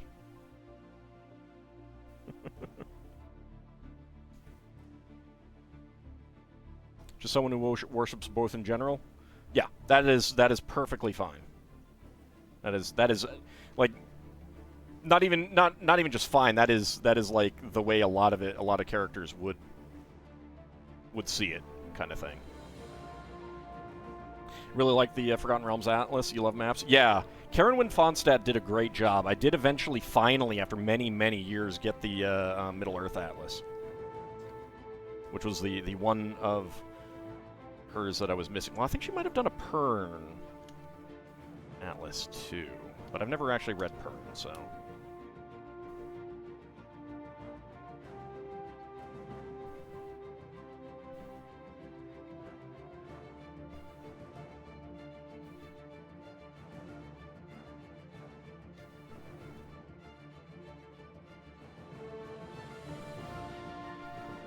Like that atlas was so good that they frequently used maps from it in other products, both the Dragonlance and Forgotten Realms ones.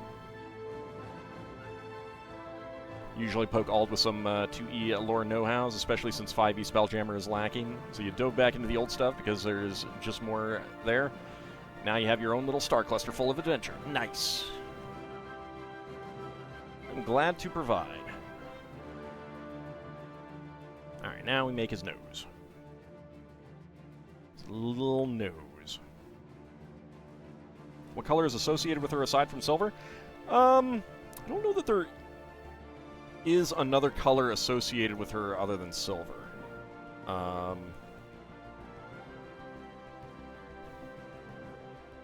specifically. Can't think of anything offhand.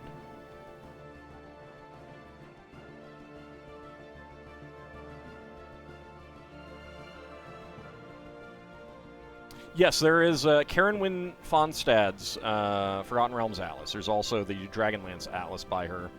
And she's, like I said, she's done atlases for Middle-earth, and I think Pern as well.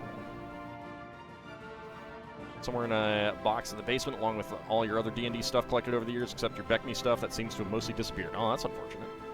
Speaking of Ald, if you ever want to have the crew randomly fly through said star cluster, I'll let you know, and you can probably point out which spheres are most likely their trajectory. Well, I have some ideas on what's going to happen with the players for a while yet, so that's probably not too soon. But I do appreciate that. Alright, so there's his little nose. He looks very weird without his ears. Alright, spare parts, 1x1 peak slope, and in white, and dark blue 1x1 cylinder plate. And bag number 7.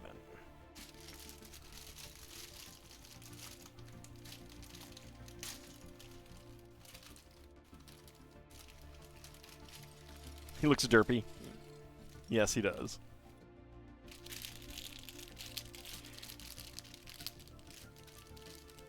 Like, I got into some discussions today on Ed Greenwood's Discord server that kind of boiled down to, like, there was one person who was arguing that because it hasn't been explicitly contradicted since, the 3E thing about all of the Forgotten Realms deities being separate from all of the, you know, similarly same-named deities. All right, Crimson, have a good night. Thank you very much for coming on out. And I hope you you get a handle on that other stuff that you're dealing with, the that you mentioned. So basically, he was saying that because the last thing that affirmatively said one way or the other was the 3E thing that all of the deities are separate, even though they've definitely gone back to that more 2E model of a multiverse and everything like that, that is what is still canon. And my response to that was essentially, like, they keep retconning things.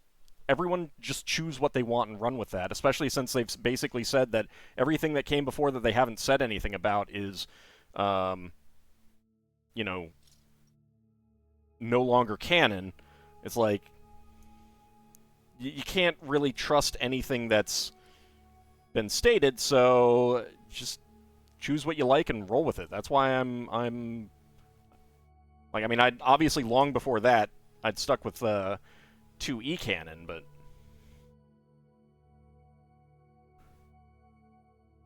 I don't think it's real possible to figure out within the grand scheme of all of the editions what is and is not a situation. You can figure out what something is in 5E, you can figure out what something is in 4E, you can figure out what something is in 3E, you can figure out what something is in 2E, you can figure out what something is in 1E, but trying to go across the board just doesn't really work.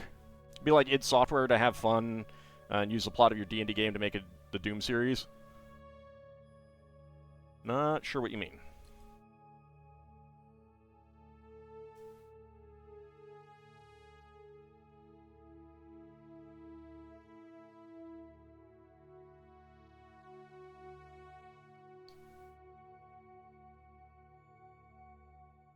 I mean, basically, like, 2E and 3E contradict each other. And, yeah, obviously there is an element of later material trumps older material, but when you've got 100% contradictions where one thing says, it is this, and then another thing says, it is this other thing, it's like, you know, it's like in one edition, this is black. In another edition, this is white. Well, what is it? The developers of Doom were playing D&D campaign where a portal to another dimension to Hell opened up, and so they took the basic idea, portal to Hell being open and demons running out, and just ran with it? Oh, gotcha. think they think things like Karatur and Zakara were a bit... let's see... Wonder why there isn't any 5e stuff for Karatur as of late. So, you're not going to get anything from them officially on Karatur, I think. And that is because the material was written well-intentioned, but with not great knowledge. I think there are definitely some people who make it out to be a lot worse than it is. And you can definitely rework it into something better. But I don't think Wizards of the Coast just wants to deal with that at all. I think that's kind of where they are. In part because they're so big that it is kind of a damned if you do, damned if you don't type situation. I don't know that there's much that they can say or do that isn't going to have someone not happy kind of thing. Because there are definitely people out there who kind of, like, have made it their thing to always criticize Wizards of the Coast, regardless of whether it is warranted or not. And there's a lot that is warranted.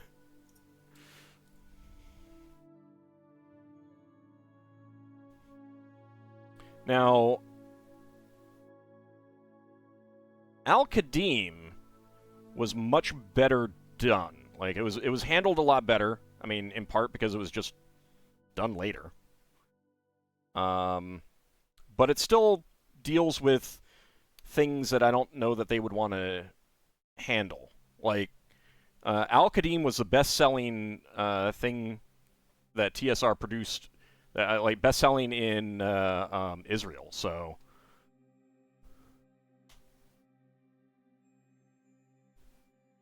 back at the time.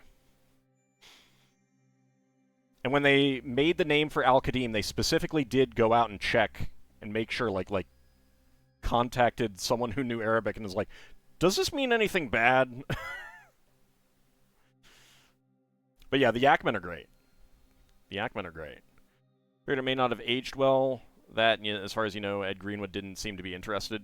Yeah, well, so that none of that stuff is his creation. Both of them were kind of added on to the Forgotten Realms.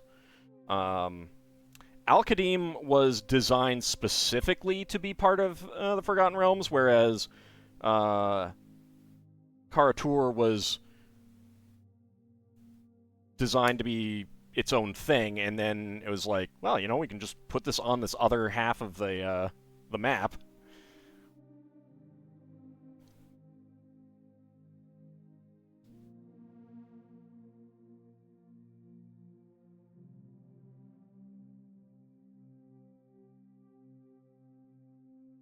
But yeah, I don't think they want to deal with what they would need to do to make those publishable today. Yep, Mazdaca is in the same boat. But Mazdaca also has, like, it was very explicitly very colonialistic in how it was portrayed. Like, that was kind of the point.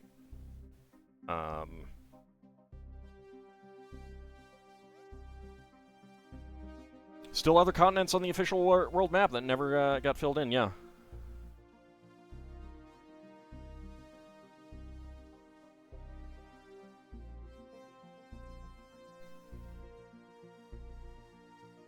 Lego symmetry, gotta love it.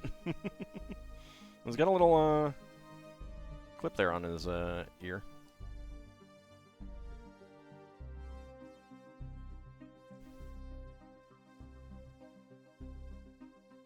So I think that they're just not going to touch on any of that stuff at all. It's just easier not to.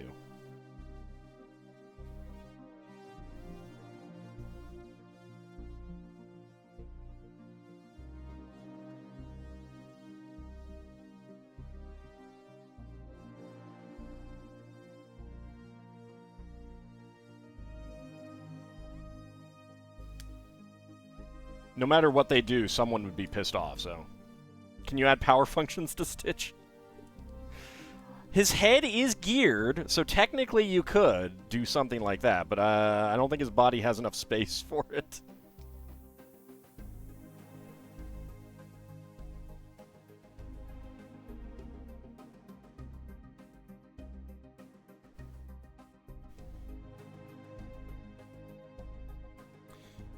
Well, it's not quite. It's not quite a mirrored build, which is nice. But there are portions that are pretty mirrored. Yeah. There we go.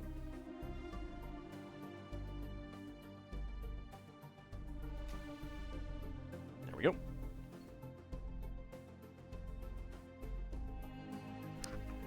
I think this is the one of the rings from the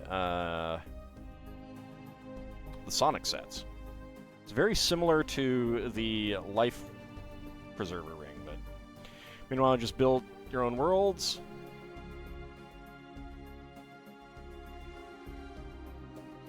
Yeah, I mean, it's definitely there's definitely something to be said for building your own worlds.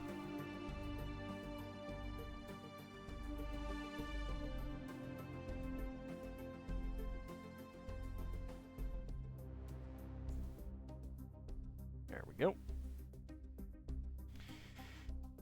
And we get a bright orange hot dog. Yeah, Sonic Ring, I think. I don't have any of the Sonic sets, and I don't plan to get them.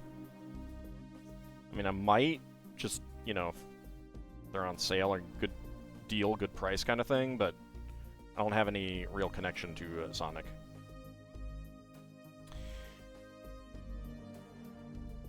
Alright, get that right in there. A bright orange hot dog pieces, which are in the Jazz Club, actually. Alright, 5 of these.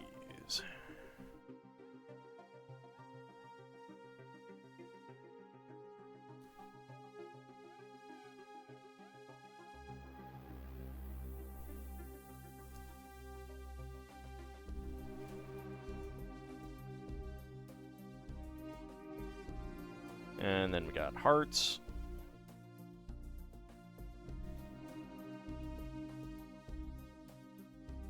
I mean, I think it's a shame that Wizards of the Coast doesn't want to try and make usable products in those settings. Try to preserve the feeling without unfortunate elements that... I mean, no one had bad intentions when they did them. That's the thing to remember. Brother has the first one, but doesn't seem interested in pursuing the line. What, the modulars?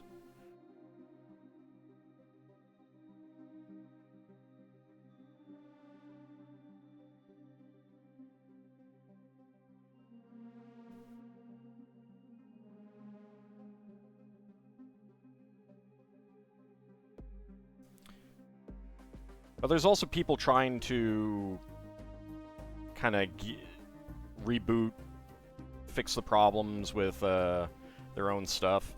So there are things out there. I hear good things about Seethier's Maztica Alive. Do we have a frog in the set that you missed? No, there has not been a frog. There has not been a frog.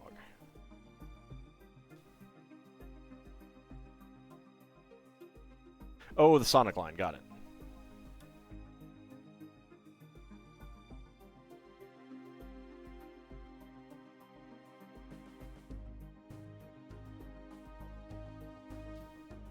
Sorry, should have realized.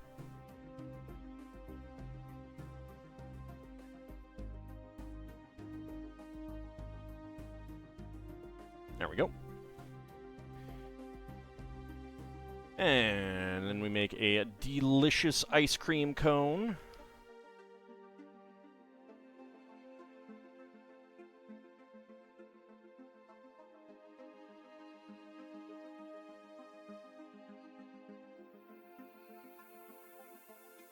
LEGO designers try to get... oh, actually, that does not fit very deeply. Okay, that's why. Lego designers, I think, try to fit in hot dogs more than they try to fit in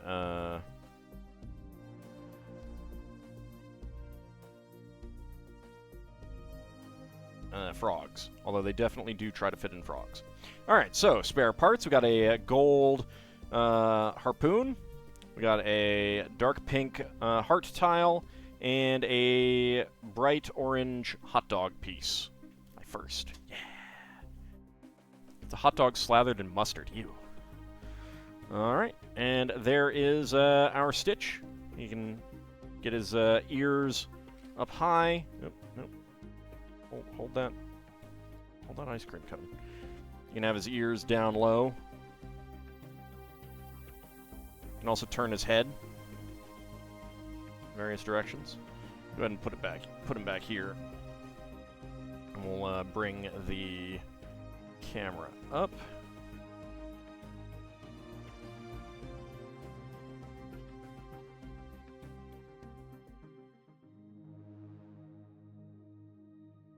So his head is geared in that, but that is just mainly acting as a friction element. Like, there is still an element of wiggle to it, but it really is just about making it so that his head just doesn't loll about wherever. Now, it will kind of loll about, I think. Well, no, it's pretty good. It's pretty good. Doesn't move too much.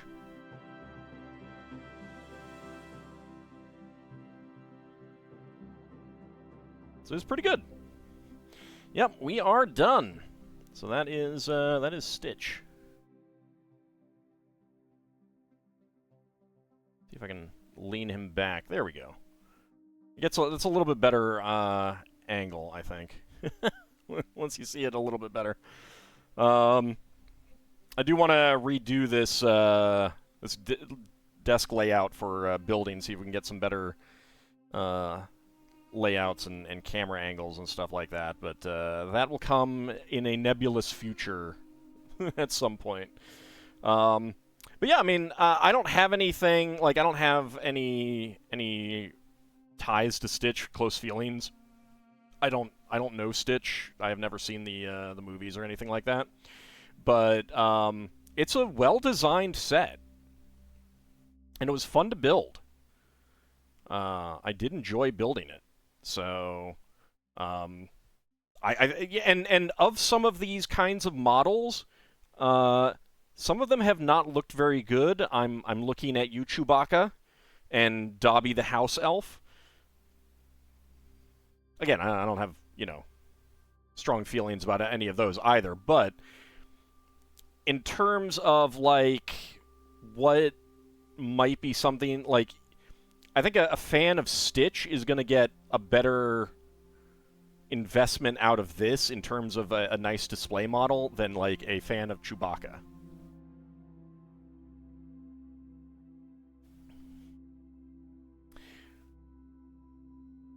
What kind of special offer doesn't even last through the Insider's exclusive Head Start period? One that they didn't make enough, and not only that, but everyone in North America who ordered that, their thing is still processing. I did call them today, and they said that it should ship out tomorrow. We'll see. I did ask if it was related to the bridge collapse in Baltimore, and she said not as far as she knows, and she hadn't even heard or thought about that. I think your best bet for getting that is in a Lego store at this point. I think they still have those. But yeah, they did not make enough of that set. For sure. Absolutely 100% they did not make enough of that set. They did not anticipate demand at all. But I knew people who ordered, like, within minutes of midnight, and theirs are still sitting at in processing. But that's for all of North America. Everyone in Europe that I've heard of who bought it, doesn't matter. It's out of stock. They didn't last the first day. That's true.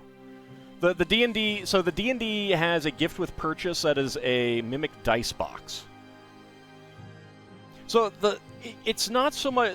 the problem with those sets is that they need to anticipate demand, and I think that they have over-anticipated previous demand. There have been some of those gift with purchase sets that showed up multiple times through the year because they obviously overproduced. And I think that they may have dramatically underproduced and under-anticipated demand for this one. Now, this one is more like the, you know, the little ride things, the kiddie ride ones that I made last Wednesday. It's in that sort of box, so it's not in a standard box like some of the other ones are. So I think they could more quickly produce more of that set. But, yeah, I don't know. It's very crazy. They absolutely underestimated demand on that. Anyone remember Heroica from LEGO's past? I did not do much with Heroica. I very vaguely remember it.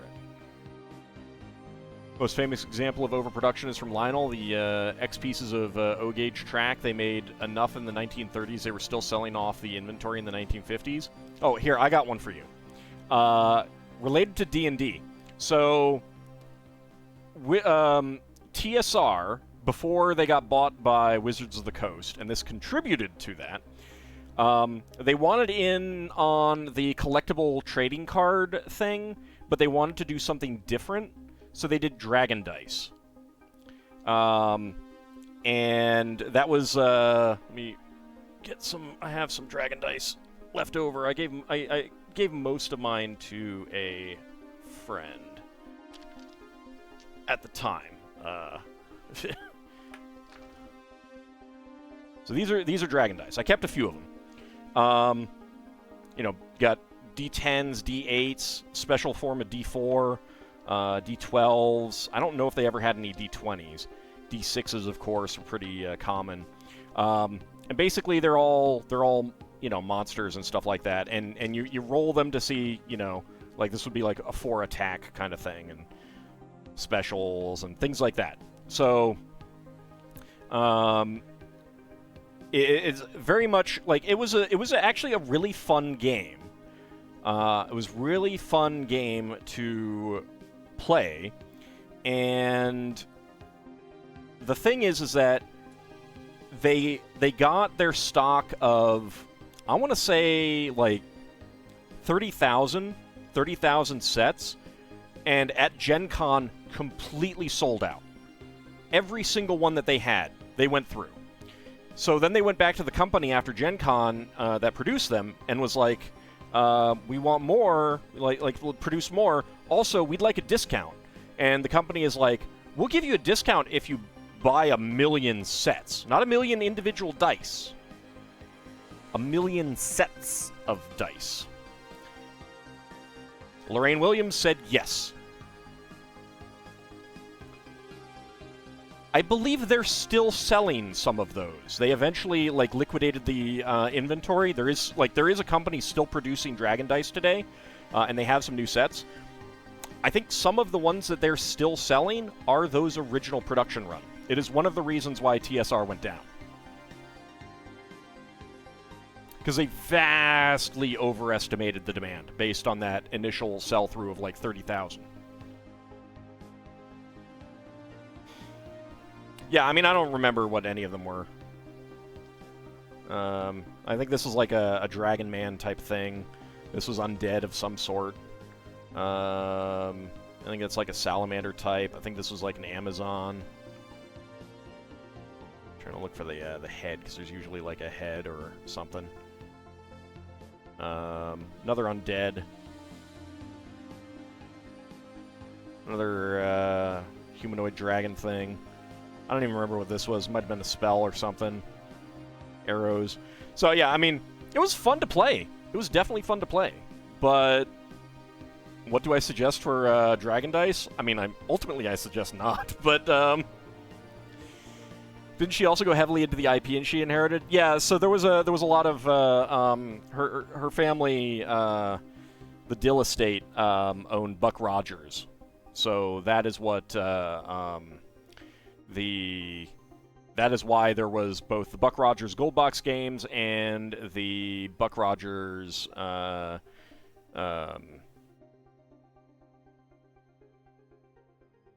like role-playing system that was basically AD&D. It was a mixture of AD&D first and second edition with a really interesting system for skills. So, yeah, I mean, I got a fair number of them. I had my dice bag. In fact, I will go ahead and pull that out because it's pretty cool. The dice bag that I used to hold my standard game dice came with Dragon dice. So it has the TSR logo on it. I don't use it for Dragon dice, but I mean it's held up over 20 years. Just regular dice right now. But yeah, so that is a classic case of overproducing. They very, very, very, very, very, very much were insane with that. So, what could have been, yeah, if they had had better management, if they had had better accounting and things like that, that's... You have a yellow and a red one. Oh, nice. Probably a great example of the opposite is the Lionel Boys train set, of which only 3 prototype sets were even made. Anyway, that is it for this stream. We can feel free to continue this on Discord if anyone wants to. Dragon Dice is an interesting thing. I do recommend like reading up the history on it. It is an interesting thing. And there's some really good like TSR insiders comments on stuff that they've done. They like the learning that while Dark Sun sold more copies, the Al-Qadim box set was better profit because it just had less stuff in it. So, yeah, this is interesting stuff. Anyway, I am going to wrap it up here. I want to thank everyone for coming on out. We will be back on Friday for Final Fantasy VI Pixel Remaster. We'll be back on Friday night to continue building our medieval town square. Let me see if there's anyone on for raiding right now. I don't see it. Okay. We'll be back on Saturday for some more Spelljammer. We'll be back on Monday for more Like a Dragon Infinite Wealth. And next Wednesday, we will return to the retro game that we're playing. It'll come to me.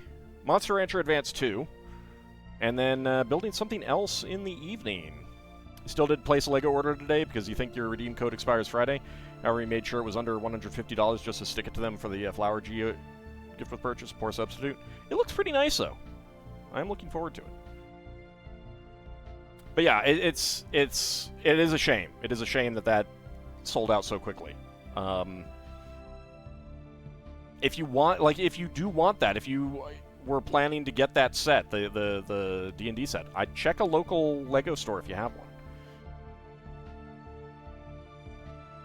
So I think that the LEGO stores should still have copies. But call them first. Anyway, I want to thank you guys for coming on out, and I shall see you next time. See you then, everyone.